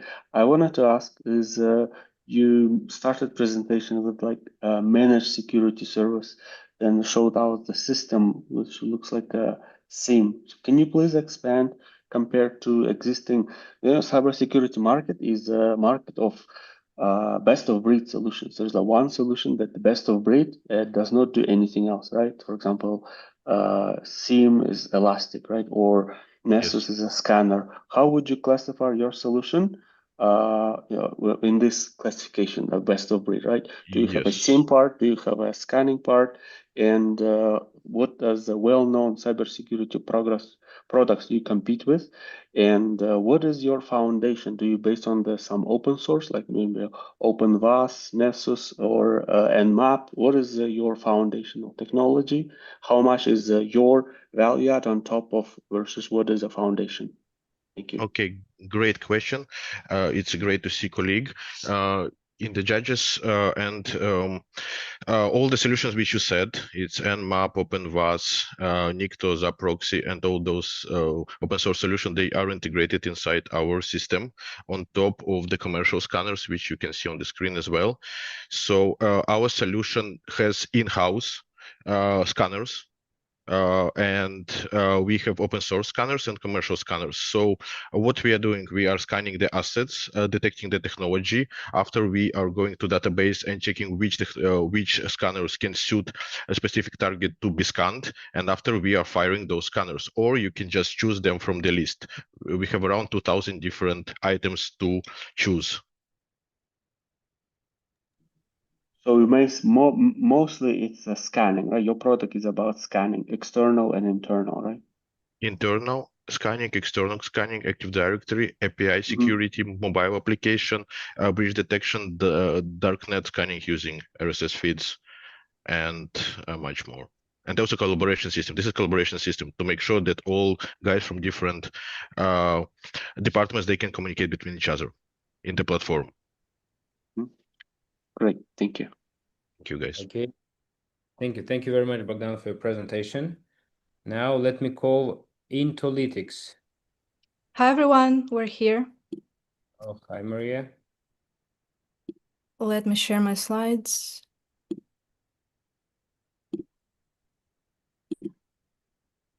Can everyone see the screen? Yes, we can. What if I told you that a cookie can ruin your life? And imagine spending thousands of dollars and 2 years of your precious time just to discover that. We are Intellytics, the AI-powered food intolerance app that revolutionizes how people discover what actually makes them sick and fixing that. Our team, I'm Maria, the CEO with 7 years of experience managing public health projects. My amazing co-founder is Jamal, and she holds a computer science degree from the University of Central Asia with a focus on AI-driven solutions. The crisis is real. 300 million adults worldwide experience digestive issues, and it takes on average 2 years to identify the triggers. The big problem is that each case is unique and general recommendations have limited effectiveness. The solution, you can see a short demo of our product here. Intellytics works in 3 simple steps: track and log your symptoms, snap meals, scan barcodes and menus. AI engine correlates symptoms to the food you eat and gives you personalized insights and trigger reports. Why now? It's perfect timing. This is a once in a technology cycle opportunity where 3 trends converge: the digestive health crisis, the readiness of AI technology, and a consumer behavior shift. We have a huge market opportunity with 47% of it being concentrated in the United States and in Europe. In the US alone, there is a $2 billion spent annually on nutrition apps. Why we win the market? Our competitors require manual input and they give generic recommendations, and we offer fully automated AI recognition and personal insights. We have some early traction in closed beta stage, with 73% of users being able to identify the triggers in just 3 weeks that the closed beta has been running, and the 92% retention rate. Our business model is consumer SaaS with $8 monthly subscription. We have a huge advantage in go-to-market because our users are congregated in easily reachable niche communities online, and we'll follow a 3-stage growth strategy with micro-influencers, Pinterest, and Reddit ads.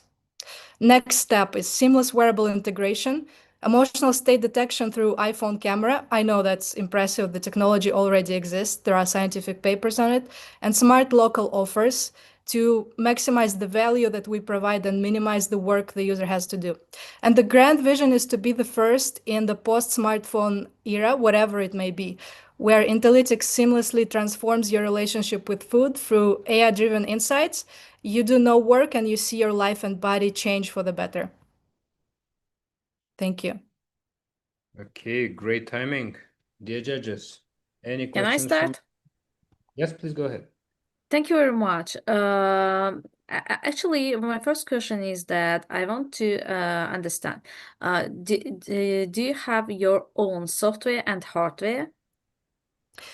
We have our own software. However, right now in the MVP that we're using in closed beta, we are relying on OpenAI Vision API, but we have plans to deploy our own vision model, which will be better and cheaper. Yes. You have a lot of tests, yeah, actually. Yes. Or no?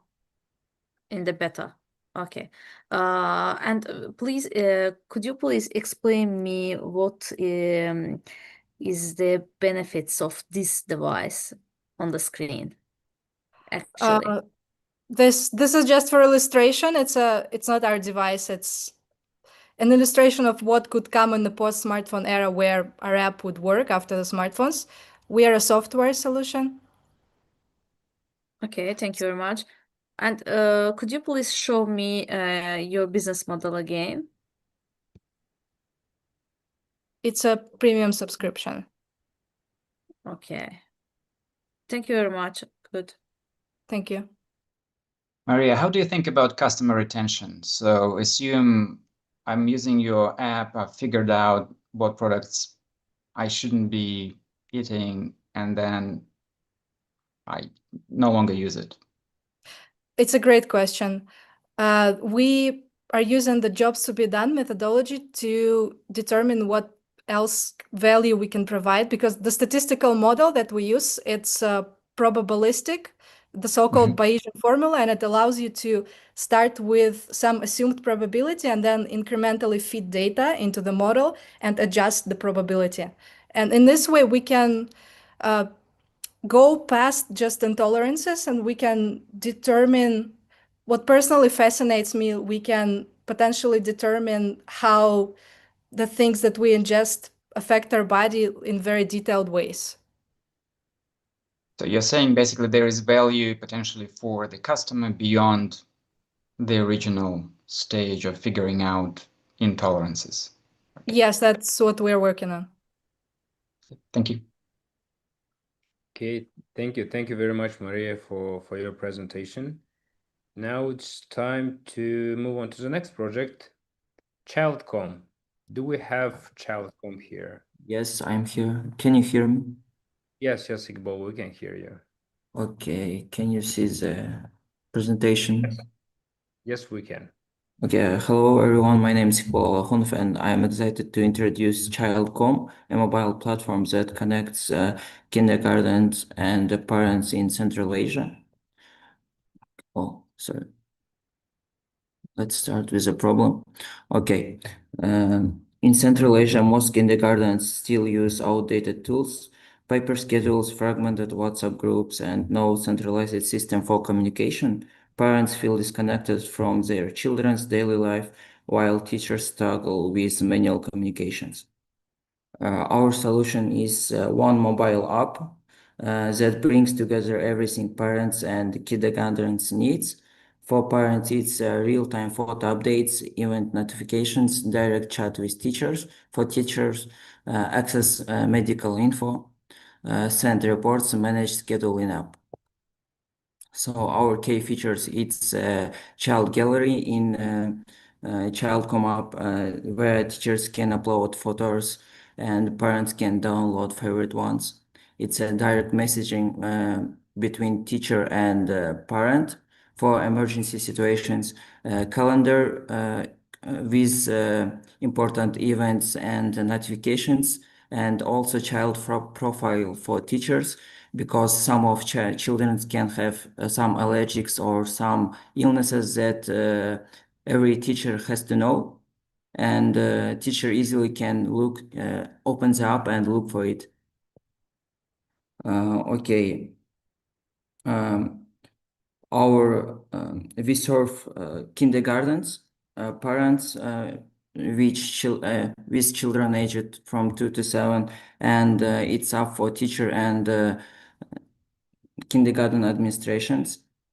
Our business model is the kindergarten pays a one-time integration fee to connect with ChildCom, and each parent pays a small subscription starting at just $1 per month to stay connected and have access. Market opportunity is huge because there are over 8,000 kindergartens in Central Asia. Millions of parents want better visibility into their children's day, and there are no competitors. Product stage, we have almost finished MVP and almost finished mobile app. Oh, yes, there are only some details that we have to do. I think it will have take like 2 or 3 weeks. Our team is include only 3 people. It's me, my friend from school, Bail Srambayev. He's a UX UI designer, and Ramazan Jalandinov. He's a full stack developer with 4 years background. Okay, here we are looking Well, to connect with. thank you very much, but time is up now. So Okay. dear judges, now you can help Iqbal. Yes, Musab. Iqbal, thank you very much for the presentation. I have two questions actually. First is that the things that you said, the features that you said, most of them, if I am a parent and if my child is in the kindergarten, I can communicate these things with over WhatsApp freely, right? Why do I have to think that, okay, I'm not using WhatsApp to send pictures as a teacher to the parent, but I would like to use Iqbal's software. This is the first. Secondly, if you are dealing with a lot of child pictures and such kind of materials, you need a strong cybersecurity attempts, like steps. What is your strategy regarding cybersecurity? Okay, the first question about WhatsApp, yeah, why we need the special app if we have already WhatsApp, yeah. I also think about it, but our app contains everything in one place, like it contains chat, calendar, and gallery, also schedule and other tools. Also, teachers can every day write reports about children like this child, for example, some Khairat has eaten a lot or don't eat anything and that kind of reports. I took this idea from the USA app. The one app in the USA. It's a KindyCare, and I think that KindyCare is famous in USA, and why we don't have it's in Central Asia. So I decided to try it. About security, me and my friend Ramazan Jalundinov think about it because it's important theme, because we have a lot of pictures of different children. So we decided to make uh, division by groups, and the teacher can only upload photo into one group, and each group will has its own database with its own like two-factor authorization and passwords that we all create by ourselves, and I think it will have like enough security, enough good security. And it's also open question now because we may modern this part because we are not specialized in cybersecurity. We are looking for person who can help with it. So it's not a finished question yet. Okay, thank you so much. Thank you. Okay, Iqbal, thank you. Thank you very much. Dear judges, I apologize, but we're running out of time now. So we should move to the next project. So anyone from Get Tick? Yeah, I see Isa. So Isa, please I'm start here. sharing it. Yeah, thank you for the opportunity. Just a second.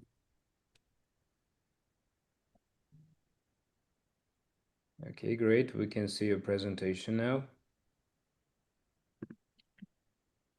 Can you hear me? Can you see?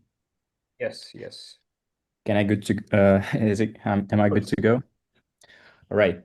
So hi, my name is Isa. My co-founders are Shams and Dos, and we are the GetTech. Our combined experience in IT and business is over 15 years, and the company that we are co-founding collectively generate more than $600,000 annually.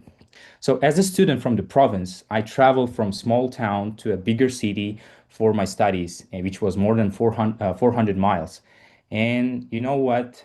I remember being anxious each time. How will I get there? Is it safe to travel? How much will it cost? And on what will I go?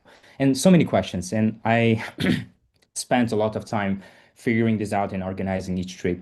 And additionally, my parents often send me parcels, which was not only inconvenient, but also inefficient. So I and my like-minded partners decided to create an aggregator that combines functions of carpooling, delivery, and bus ticket purchases.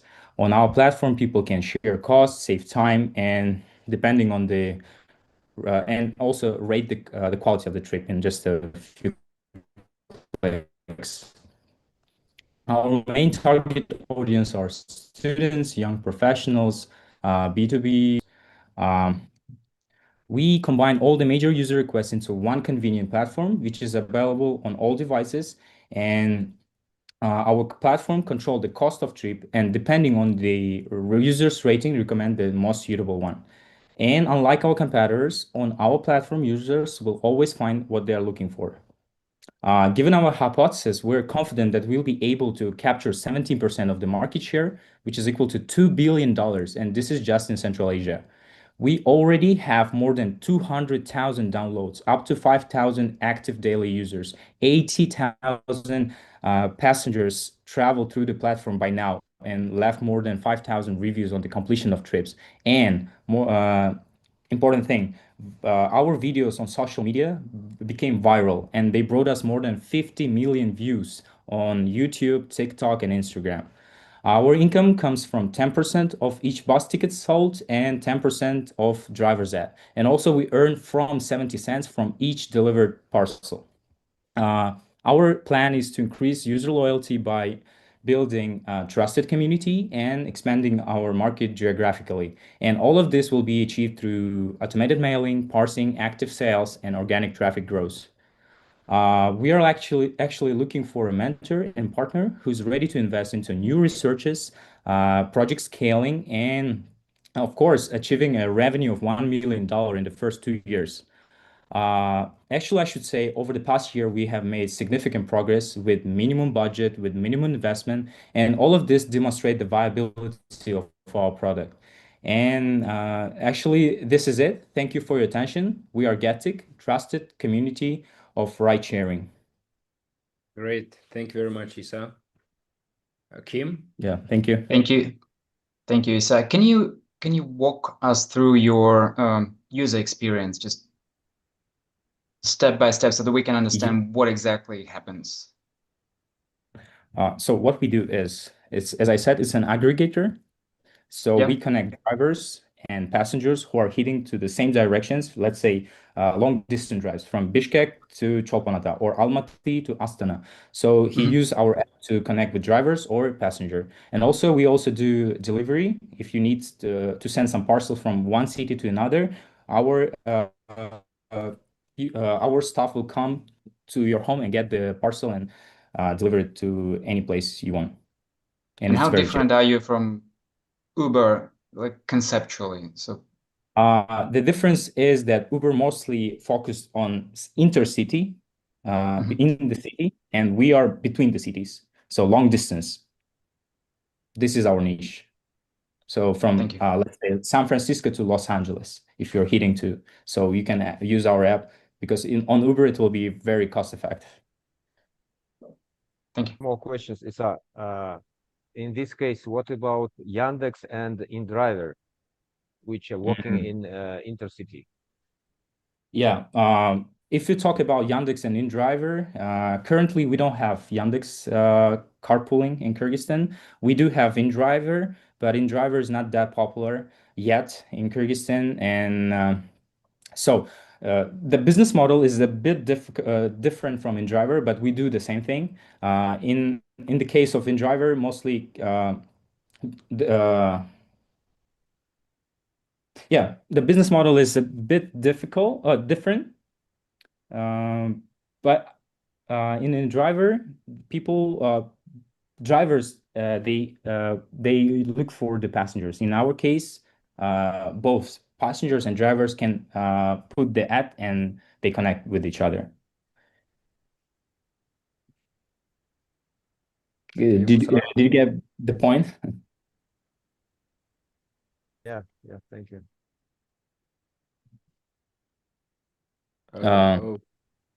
I see. Thank you, Isa, for the presentation. Now it's Yeah. time to move to the next project. Is anyone from Tokmenta here? Yes, hello. Hi, ladies.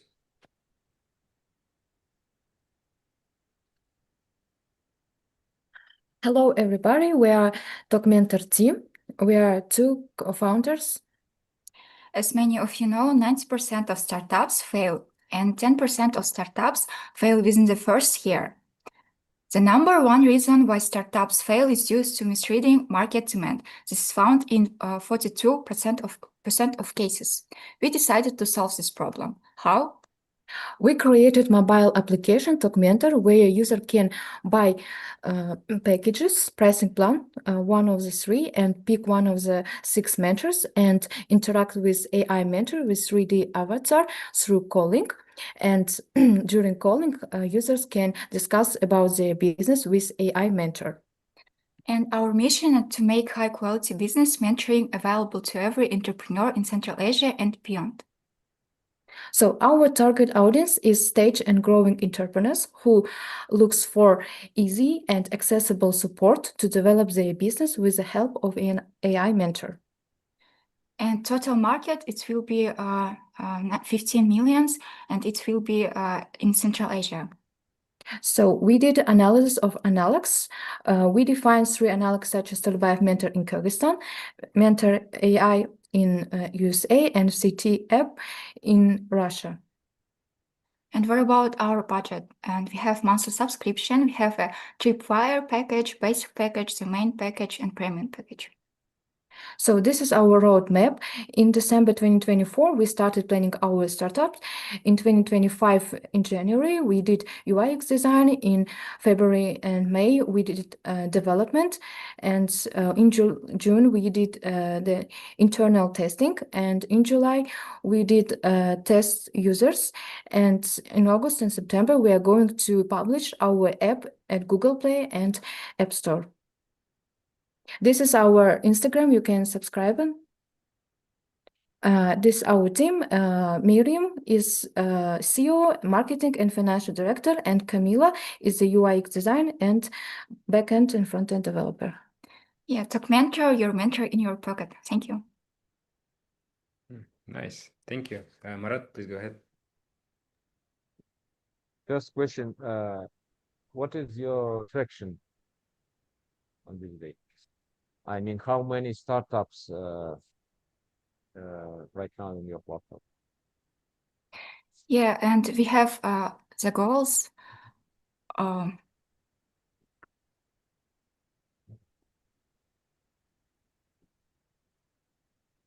So yeah, we have I mean traction.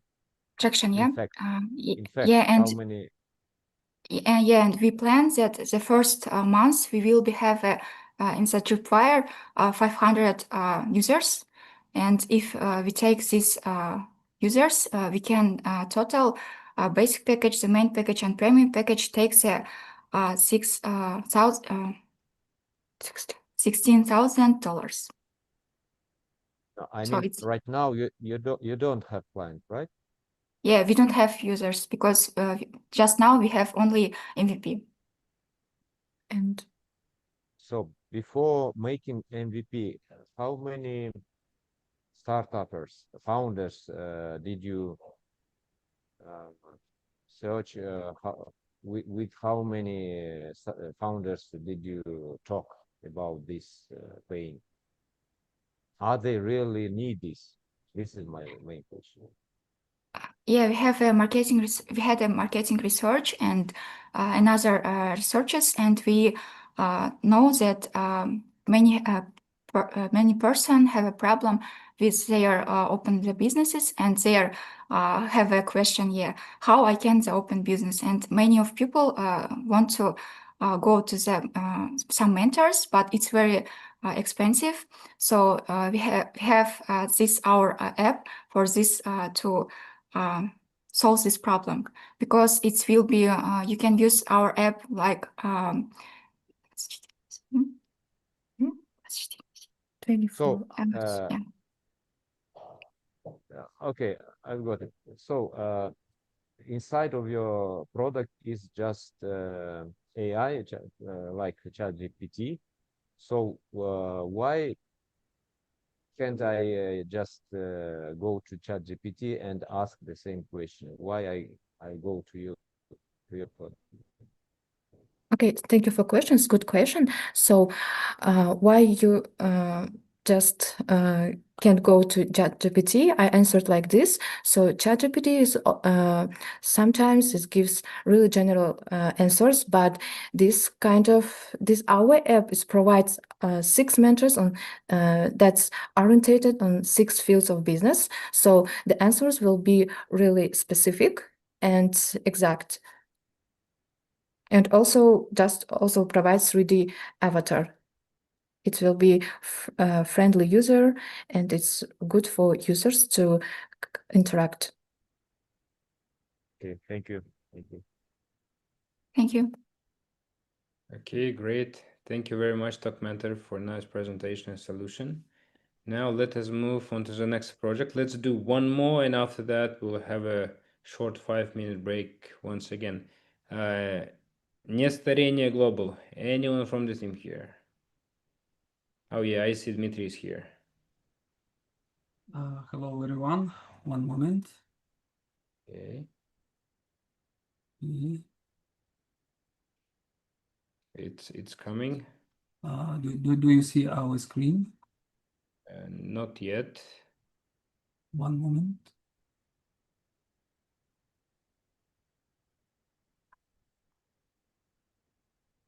It's a black screen for me. Maybe you can try to reshare it once again. Okay, thank you. Oh yeah, we can see it now. Yeah, thank you. Thank you very much. Okay. Hello everyone.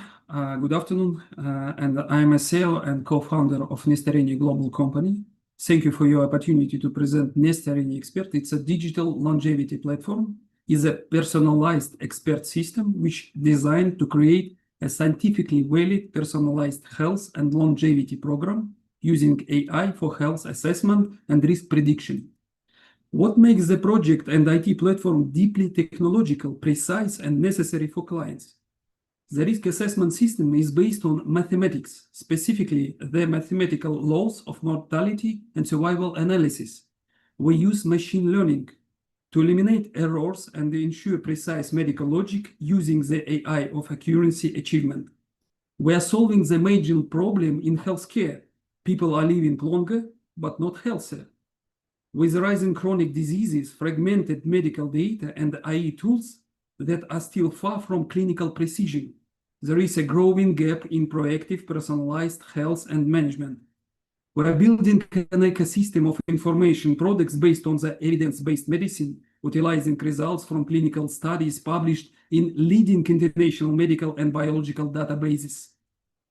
It integrates risk assessment, biological age calculation, medical history analysis, visualization of health trends, and personalized action plans to enhance lifespan, cognitive function, and energy levels. In summary, IT platform processes over 500,000 algorithmic links and responses to deliver precision insights. Eventually, that digital services unlock up to 20 additional years of health. There are 3 main blocks that reveal and do it our service actually unique. It's a personalization for every client. We use scientific-based AI and global lab integration. Here you can see how our product implemented with the display of different types of age of body system and the dynamics of changes in parameters affecting the biological age of the client. Further, you can find slides reflect the functions of the IT platform that are unique and lacking in competitors in the field of AI health tech and in the Russian and English speaker markets. We work in the AI of health tech segments, although the product is niche, has growth potential, but expanding and increasing conversion from adjacent segments. This market is massive, $313 billion for global longevity and $148 billion projected in AI healthcare by 2029. Our team combines medical researchers, agile biologists, software engineers, and biohackers. Here you can find all of us and me, co-founder, and I invite you to our future of proactive personalized longevity. Thank you very much, and I can answer on your questions. Thank you. Can I Dmitry. start? Yes, of course. Here. Thank you very much for presentation. Actually, I want to know, for now, you have this application, yes? We have the application inside, yes. Yes, and tested, yes, actually.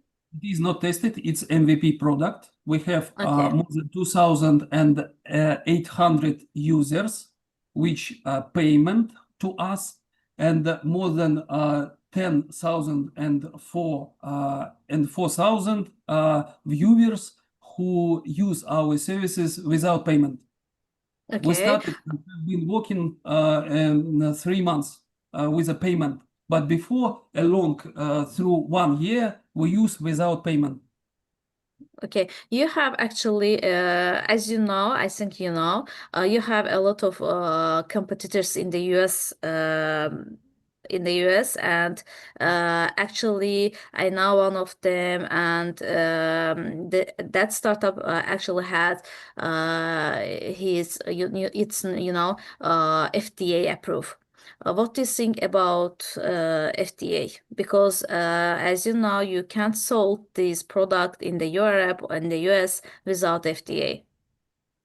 You know, our services, it is not medical medical things. We didn't use the medical results and based only the clinical documents in a base which, for example, PubMed and NBCI.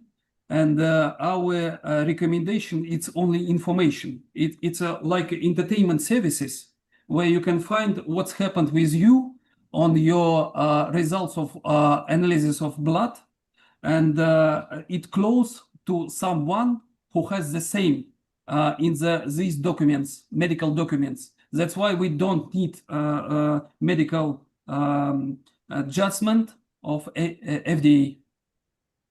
Okay, understood. Thank you. Okay, let's do one last question from Sultan. Great presentation. I have just one question. Is it similar to Blueprint by Brian Johnson? If yes, what is the difference from this product? Thank you. Thank you very much. That's very main and important questions. Brian Johnson is a main figure in longevity sphere, but he is position it's like a biohacker.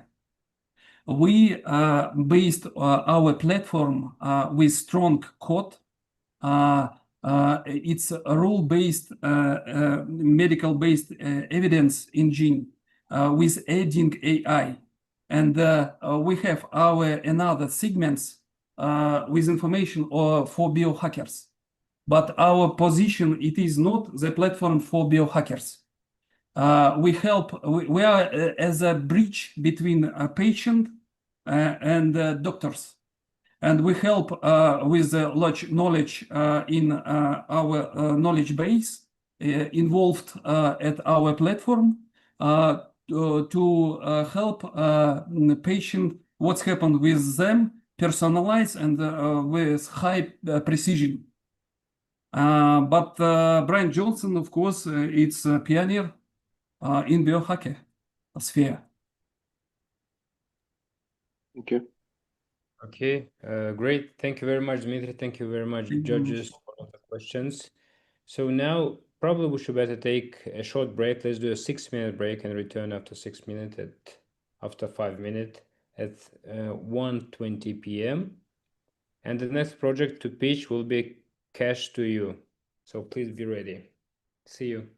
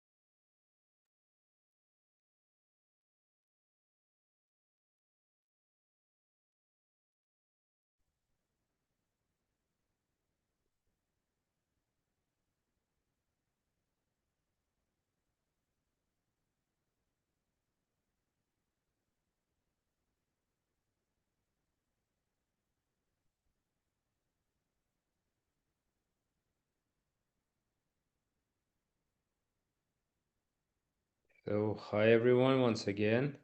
It's time to continue our great session today with Kyrgyz founders.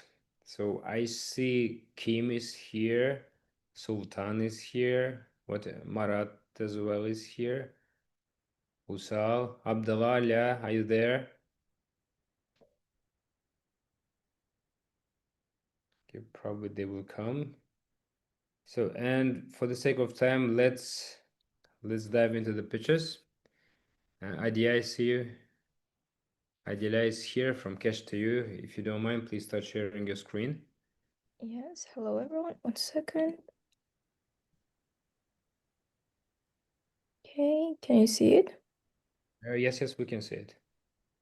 Okay, perfect. Hello everyone, my name is Adila and today I'm going to represent Cash to You startup. Cash to You is better than bank.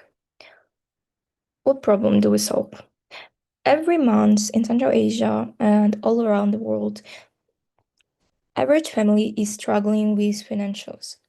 They have unexpected finances because their kids come from school. They say, I want this, mom. I want this jacket because everyone has this jacket. So they're gonna buy their kid a new jacket. Besides that, they have products that they need to cover, food, medical care, expenses for the car, and all their salary is covering only basic needs that they need for the month, and the salary is gone. They cannot save money for their kids' university, maybe to go to the trip or buy a new car or apartment. This creates a stress and limits their financial freedom. So we found a solution for that. We have a zero interest installments for 3 up to 6 months. You get approved in just 15 minutes. It can get lower to up to 1 minute, depends on country's regulations. And it covers everything that you can find within our partners. It's basically a BNPL product, if you are informed about that.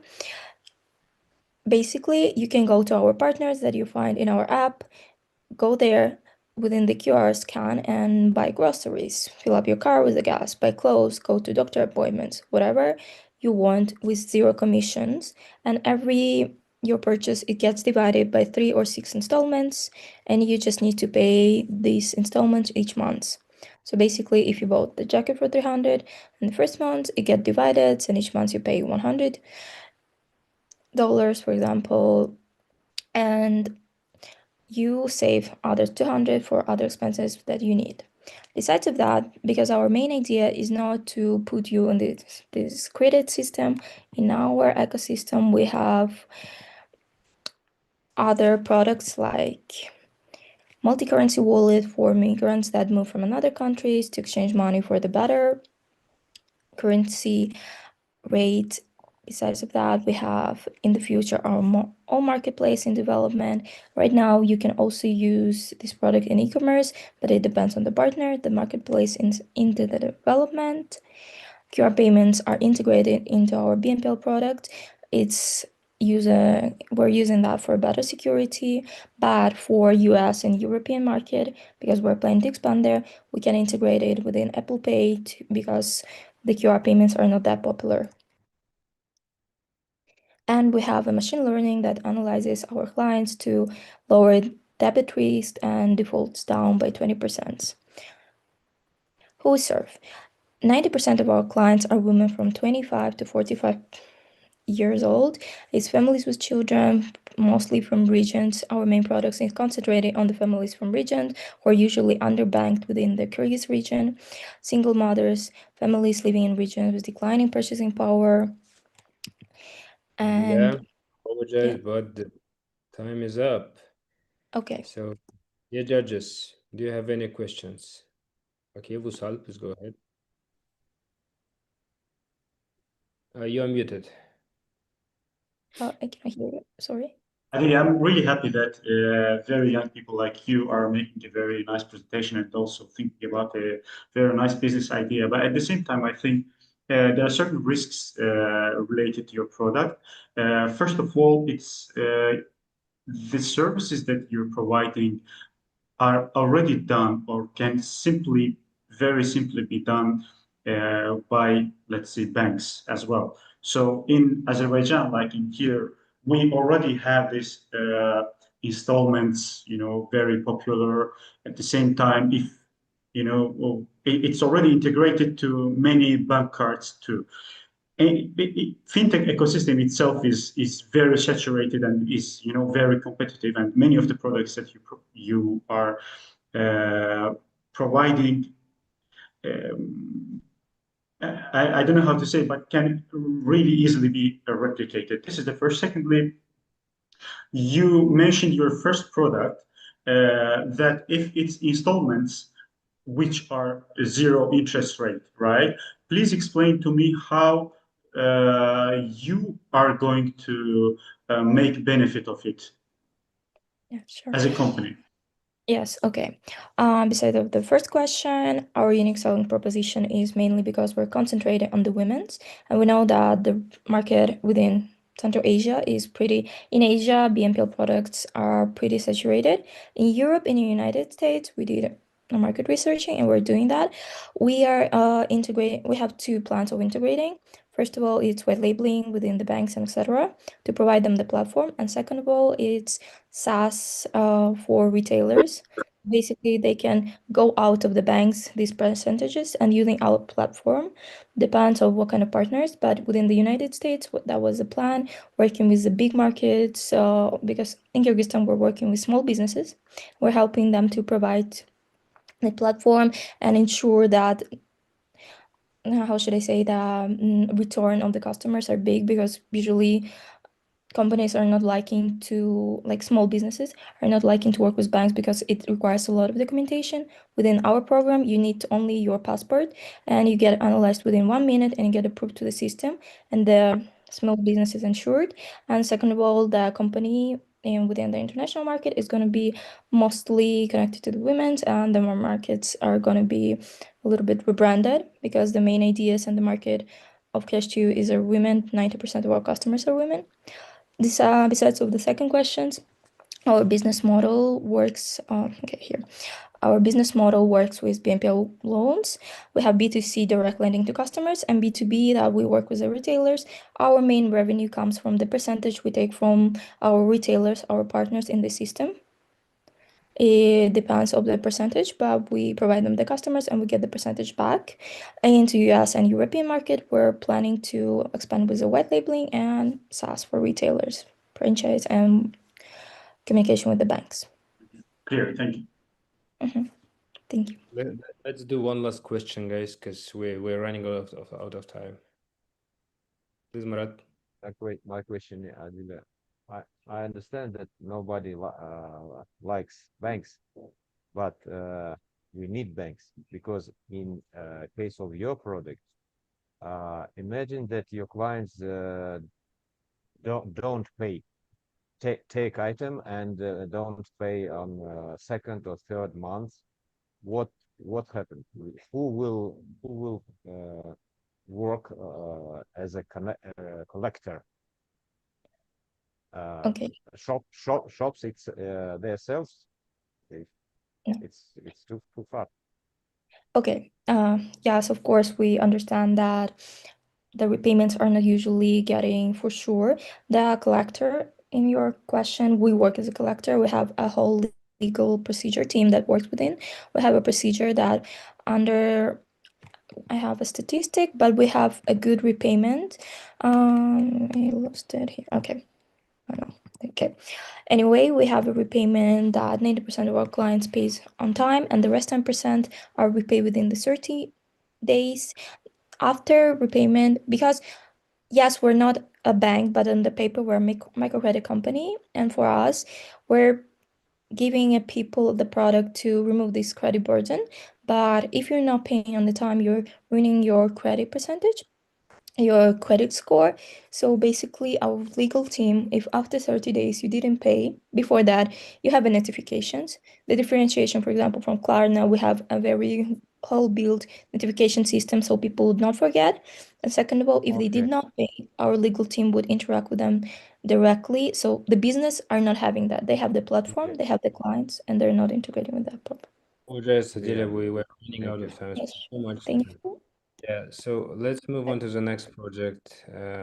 Do we have anyone from the project. I apologize, it's in Russian. Швейное производство. Just швейное производство, because we have two kind of similar names. One of them is швейное производство, ручная работа, and the other one is just швейное производство. Okay, I see nobody. Great. In that case, Visa Prep AI. Anyone from the team Visa Prep AI? Here. Great. Let me. Do you hear me? Yes, yes, we can hear you well. Please start sharing your screen. Let me share presentation.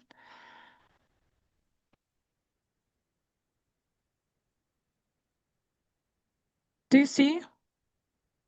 Not yet, but it's starting. Yes, we can see it now. Why I cannot click?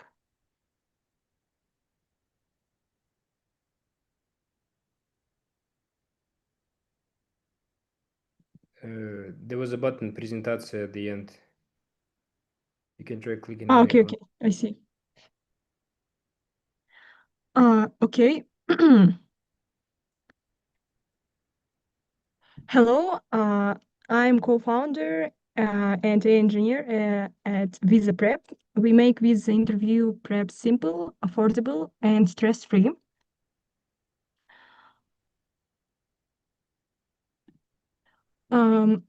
Right now, Visa Prep costs around 2,000, 5,000 and uses scattered tools, documents, mock interviews, and coach bookings. It's expensive and confusing. Many people give up before they even start. But we can select our solution like with these features like AI-powered motivation letter analysis and feedback. It will allow, like AI will check your motivation letter, structure, tone, and key achievements. Interview practice, text and voice simulations with real-time automatic speech recognition, pacing, and confidence scores. Recommendations. AI suggests US universities or career paths that fit your profile. Smart Scheduler automatically plans each task and predicts completion dates. A marketplace, book mentors, editors, and lawyers. Community, join chats and group discussions with fellow applicants. About market and model, around 10 million US visa applicants in a year. Global market even bigger. Current spend like $5,000. We are at 30 mega per advantage. Revenue 10, 20 commissions on mini services, premium AI future subscriptions.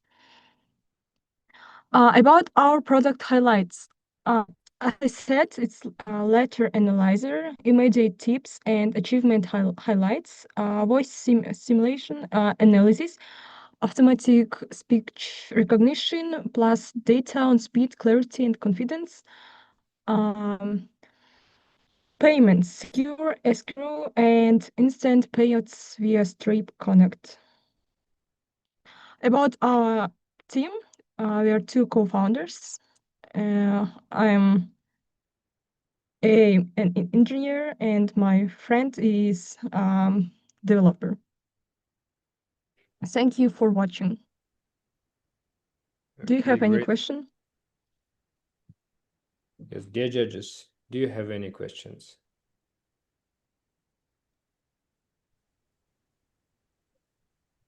Can you I talk about your Yeah, okay. I will be second, okay.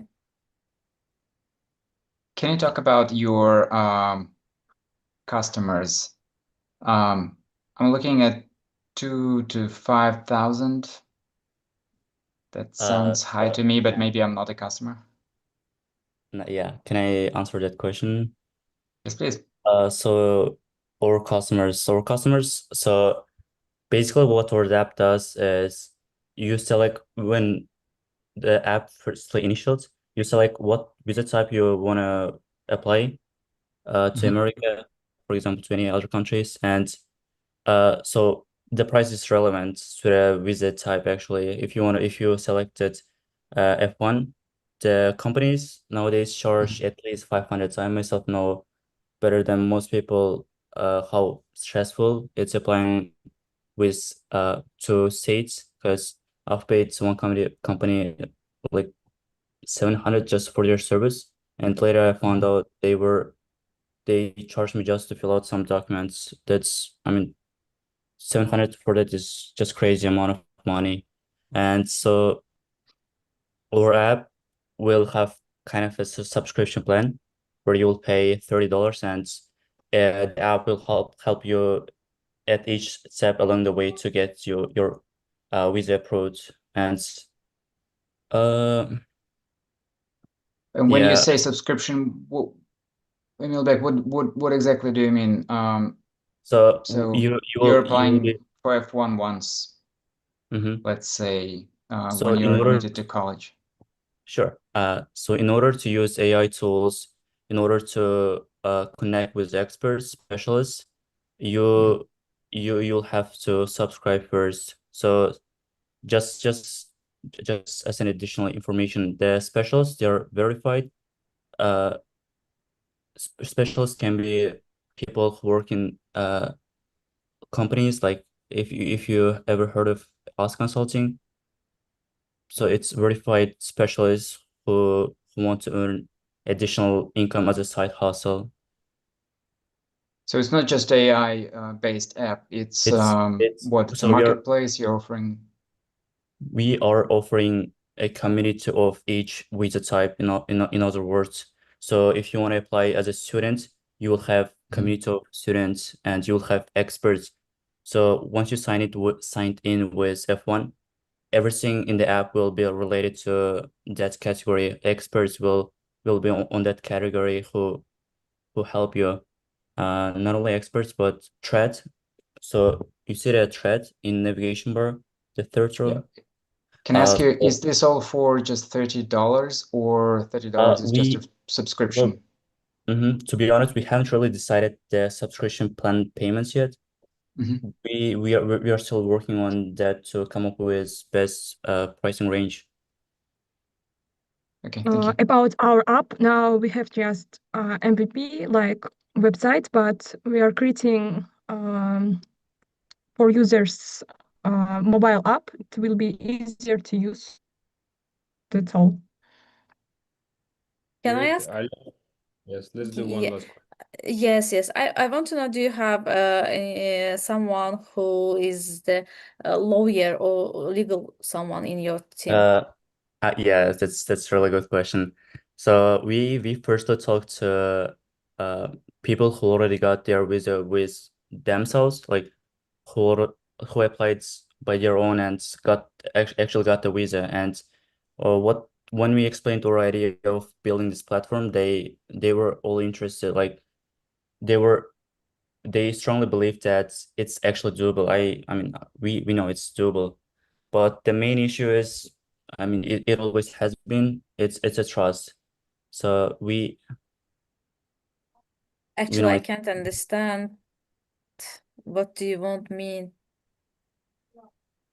We talked to several people who already got their visa, not to lawyers. They think that they don't need a lawyer with your product when they use your product. Oh, wait. Actually, I think in this case, you need your lawyer. Yes, legal someone doing this. Yeah, it's legal.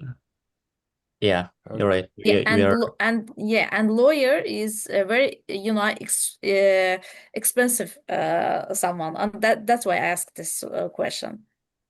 If you want to do cheaper, you have to do this yourself. But if you want to do this with lawyer, it's too expensive. It was my only comment. Just to clarify, are you referring to? I apologize. Yeah, so judges, okay.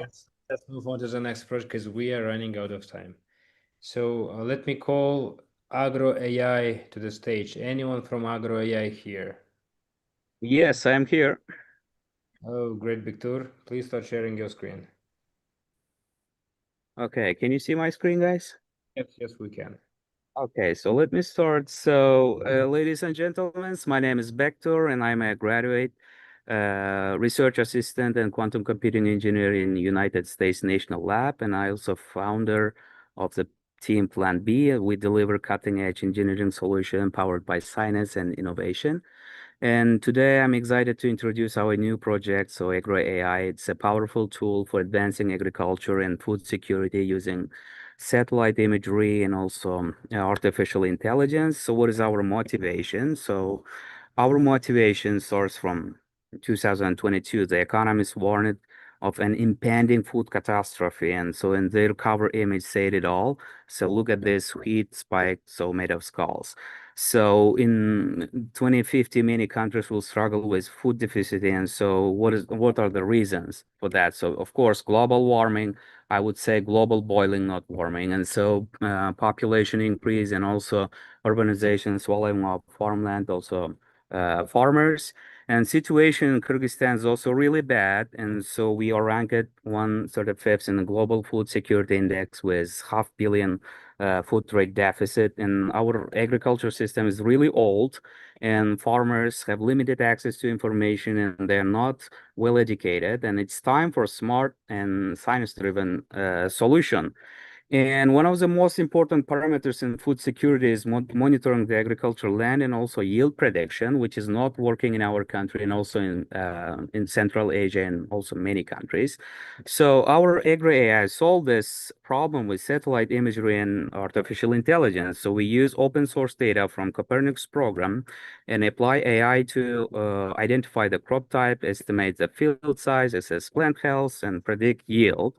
And using a trained AI model, we generated detailed reports and total and specific field area and the website and mobile application for government and for farmers. And we go beyond prediction. Our platform also helps to detect disease, track soil, climate change, connect farmers to expert consultants, and even allows them to sell or buy crops. We are using our mobile app marketplace. So governments get real-time dashboard to monitor not only agriculture land, but also natural resource like water, forests, glaciers. And our business model is public-private partnership. So we work with governments and international organizations who need reliable real-time data for food policy and crisis planning. So local farmers, cooperatives, and private companies benefit too. So using our app, they can plan better, so boost their yields, access expert advice, and also enters the digital marketplace. So we also planning to expand to neighboring countries facing the similar challenges. And we would love your support as we bring Agro AI to life and help secure the future of the food in Central Asia and beyond. And so thank you for your attention. So if you have any questions, so I'm more than happy to answer. Dear judges, do you have any questions? So thanks a lot for the presentation. First of all, can you tell us a bit about your team? So yeah, so I'm the leader. So I'm a scientific researcher, as I said, in a U.S. national lab, and so we have software engineer who is working in Google. So let's make it simple. How many team members you have at the moment? So for now, we have 15 people. So there are 15 people. Okay, and you have a working product, right? Sorry, can you come again, please? You have a working product, right? Yes, of course. Good. And you have your PPP partnerships already ready and done, and you have engaged all those government entities or not yet? So we are in the beginning of this PPP partnership. So we are working government, also we are working with private companies like Baidu. The beginning stage, yeah. Okay. Last question. Have you checked the market? Like, who's your competitors today? Because it seems that what you're providing, there are lots of people also providing something similar to it. So I don't think so. There is only one institution who's working on the satellite imagery and AI. So they are in, I think. So they're working with NASA, but no one else working with this kind of project. There's one company in Moscow that does satellite plus drone, the one that I have seen, and they were looking to the Kazakhstan, market. And there's a company that has been a legacy companies, two of them. One of them is in Australia, and the other one is in South Africa, and both of them are still surviving because they do mass land surveying, but they're doing satellite only. So, listen, I believe in the project. I believe what you're doing is great, and I'm not saying no to it, but you need to check your market, what do you call it, your market competitors, that's all. Yeah, I know some drone companies, so in Argentina and some other countries, but I didn't know about the Moscow one, so sorry. Yeah, thank you for information. Most welcome. So let's do one last question. Sure. Dear Bektur, I fully agree with what dear Abdullah said. There are a lot of companies in the field, and we have actually met some of them, and I personally know some of them. But some of these companies are from the US, some of these companies are from countries that provide a very high pricing, right? And I think how you can actually differentiate yourself is by price, because the US company pricing in Azerbaijan, for instance, not every farmer is able to afford that. But with a similar company, but giving a lower price can be very useful for Azerbaijani farmers. At the same time, the same can be referred to the Kyrgyzstani market as well. So I think you can, even though you have competitors, you can actually make use of it and make a price differentiation. And yeah, this can be your unique value.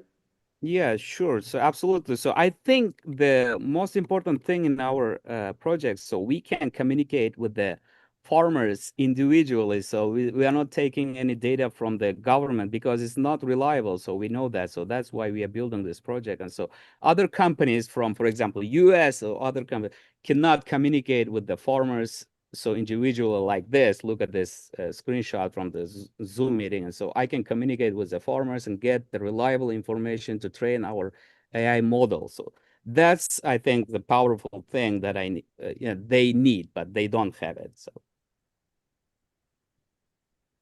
Okay, great. Thank you very much, Bektur. Yeah. Now let's call to the stage the next project. Anyone from Mugalim AI? Yes, hi. Can you hear me? Oh, yes, we can hear you well. Yes, good. So I can start, yeah? Yes, of course. Oh, sorry. So hi, I'm Aysulu, former educator, founder, and now CEO of Mugalim AI. In 2023, a national study in Kyrgyzstan revealed a painful truth. 6 out of 10 students cannot solve basic math problems. 7 out of 10 are struggling with science. But it's not just Kyrgyzstan. Across Central Asia, students consistently rank at the bottom of global PISA score. 70% of them fail to meet even basic proficiency in math and reading. So what's going wrong? The truth is teachers are overwhelmed, spending 13 plus hours every week just on planning, grading, and reporting. And schools have no visibility into what's actually happening in classrooms, who's learning and who's being left behind. We realized the system isn't broken, it's just unequipped. So we decided to change that. That's where Mugalim AI comes in. Mugalim AI is an all-in-one platform that automates lesson planning, test generation, grading, and student analytics, all aligned to national curricula. It empowers teachers by saving time and giving instant tools, students through personalized feedbacks, and schools with dashboards to manage quality across classes and subjects. Mugalim AI offers 18 tools, including AI-generated lesson plans, tests. Teachers prepare it in 2 clicks and focus more on teaching, not paperwork. Automated grading and personalized feedback, performance analytic dashboards, API for LMS integration, and multilingual support in 5 languages. And you might be thinking, why do we need this if ChatGPT already exists? And the answer is simple. ChatGPT wasn't built for schools. Mugalim AI is. And the AI-powered tech market now is growing rapidly. But for now, we are focusing on Central Asia, where the need is urgent and the opportunity is real. We already have 540K in obtainable market through pilots and early adopters. In the 2024-2025 academic year, we focused on B2C, testing core platform features directly with teachers. This year, we're shifting to B2B and B2G, offering Muallim AI to schools and educational centers. In just one academic year, we have reached 32,000 teachers, 900 daily users, and generated over 500,000 lessons. We have launched pilots with Google, Ministry of Education, UNICEF, and recently signed contracts with BI Group schools in Kazakhstan and 5 private schools in Kyrgyzstan. And we have the team to make this happen. Our core team has worked with ministries of education in Kyrgyzstan and Kazakhstan, UNICEF, Google for Education. We're also backed by powerful board, including one Kyrgyzstan's top business leader and professor from University of Lausanne. And our go-to-market roadmap outlines a clear path from product validation in Kyrgyzstan to regional expansion across Central Asia by 2027, scaling through B2B, government contracts, and strategic partnership. We are looking for strategic partners and investors to scale across Central Asia and bring AI-powered quality education to every school. So this is not just a startup for us, it's more like a movement led by educators, powered by AI, and driven by the purpose. Thank you very much. Thank you, Aysu, for the presentation. Marat, please go ahead. Aysu, one question. Yes. Who is your customer and who would pay for your product? Yes, it's very good. Are they the same person? No, for example, when we worked in 2024-2025 academic year with teachers, and it was a personal assistant for the teachers. But we understand that teachers are not like we don't want to charge them because they already like have a lot of problems without us.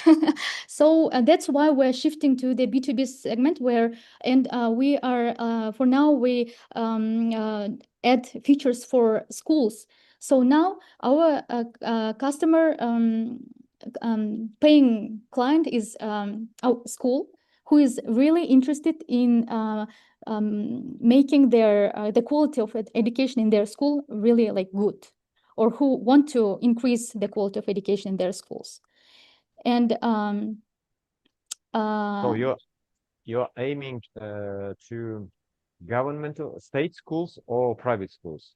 For now, we are working more with the private schools, but also we are planning to go to the B2G sector also, because, for example, in Kazakhstan, I know they have a lot of tenders when ministry can hire platforms like for their governmental schools. So we are now piloting with BI Group schools in Kazakhstan and 5 private schools in Kyrgyzstan. And we will see how it will go. But the plan is to go to the private schools and to governmental schools also, but like through their ministries. As I know, governmental schools, in governmental schools system, there is some kind of monopoly. Do you know our Kazakh system, Kundulik? I think it's close to your product, right? No, Kundulik is more like about digital diary. But we are talking about like quality. For example, in Kyrgyzstan and Kazakhstan, schools, private schools, and even governmental schools hire testing companies to make tests for their schools and assess the quality of the education in their schools. So we can help them to replace these testing organizations and like have more like digital, more powerful tool for this purpose. And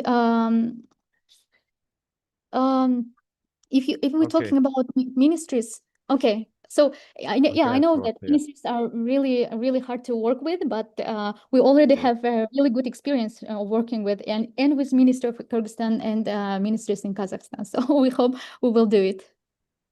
Okay, thank you very much, Aysulu. Now it's time to move to our next project. Thank you very Anyone from Voice Diary here?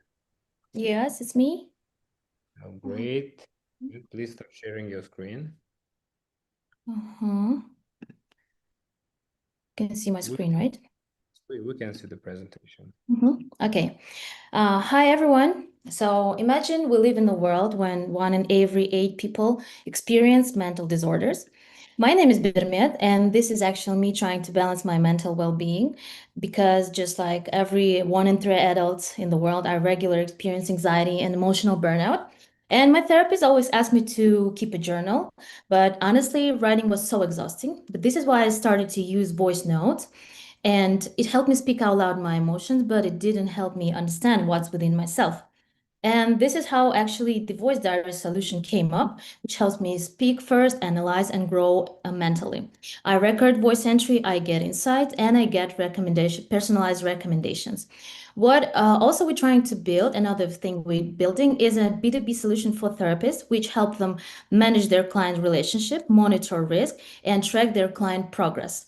We want to help them leverage AI for enhancing their clients' treatment and eventually gain better client satisfaction rate. Our bigger vision is an early prediction of depressive disorders using deep voice analysis, and we also helping cognitive behavioral therapists track their clients' emotional state. We observe a huge market opportunity on the global cognitive behavioral market, and knowing the fact that almost 300 million people all over the world are diagnosed with depression, and given the fact that given the number of cognitive behavioral therapists in the US market only, makes us chase this opportunity. Our business model is simple. We got freemium application for B2C clients with a limited functionality, but for a monthly premium subscription, they would get advanced analytics and personalized growth plans. While therapists for the monthly subscription, they would be able to monitor their patients remotely and personalize their treatment plans with the use of AI. We are currently building our MVP and start testing it with their initial users for our B2C track. For B2B track, we are currently discussing potential partnership with Dice-Roth Lab at Stanford University. It's a lab for neuroscience and psychiatry. And this year goal is go full scale launch through partnerships and clinics, therapists and clinics in the US market. Of course, we have competitors, but they do not provide deep voice analysis as yet. And we are a team of experienced founders who have launched product behind ourselves. We have successfully graduated local acceleration programs such as Accelerate Prosperity ones and the international ones just recently have graduated from the Draper University. So we kind of building our presence on the US market. And we need 100,000 for our 1-year runway and both institutional and network support to soft launch our solution in the US market. That's it. Great. Thank you very much. Great timing. Dear judges, yes, Vushal, please go ahead. Thank you very much. It looks very interesting. Could you please clarify your main product and your side products?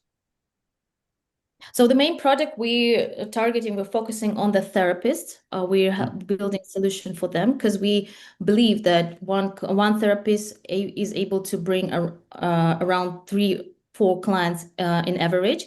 And this solution will help make their therapy, their work with clients more productive. So it's a B2B marketplace for therapists, right? It's a B2B2C solution. Okay. At the marketplace, but they like small CRM. We're using AI to help them build personalized treatment for each of their clients. Okay, so this is your main product. Thank you. Yeah. Okay. Yes. Yes, Alia, please go ahead. Thank you for presentation. Actually, I want to ask about technical side. Who's your developers in your team or outsource? We have CTO in our team, and we got developers. They're mostly based in Kyrgyzstan right now. So we're building ourselves. Okay, thank you. Thank you. Understood. Okay, great. Thank you very much. Now, I think we have one more project to pitch. Швейное производство, ручная работа. Are you here? Швейное производство? Не швейное производство. I see. So in that case, that's it. Dear participants, dear judges, thank you for being part of the Kyrgyzstan National Competition of the Road to TechCrunch Startup Battlefield. Today we had the pleasure of reviewing 21 impressive startups, each showcasing the creativity and potential of Kyrgyzstan tech ecosystem.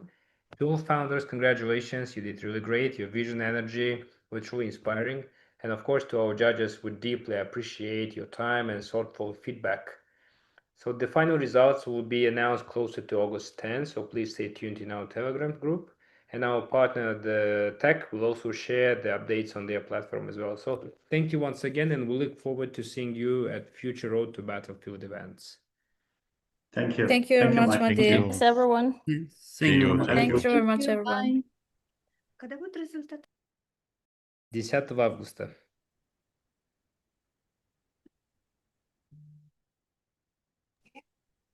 Mardi, I've sent you something. If you can just follow it up later. I can see.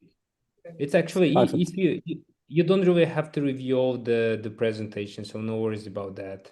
Okay. Because it will definitely take your time. But in terms of the Telegram link, I will send it. I will send it. I appreciate it. Have a good one. Take care.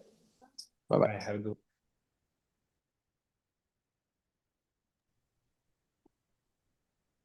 one. Bye-bye.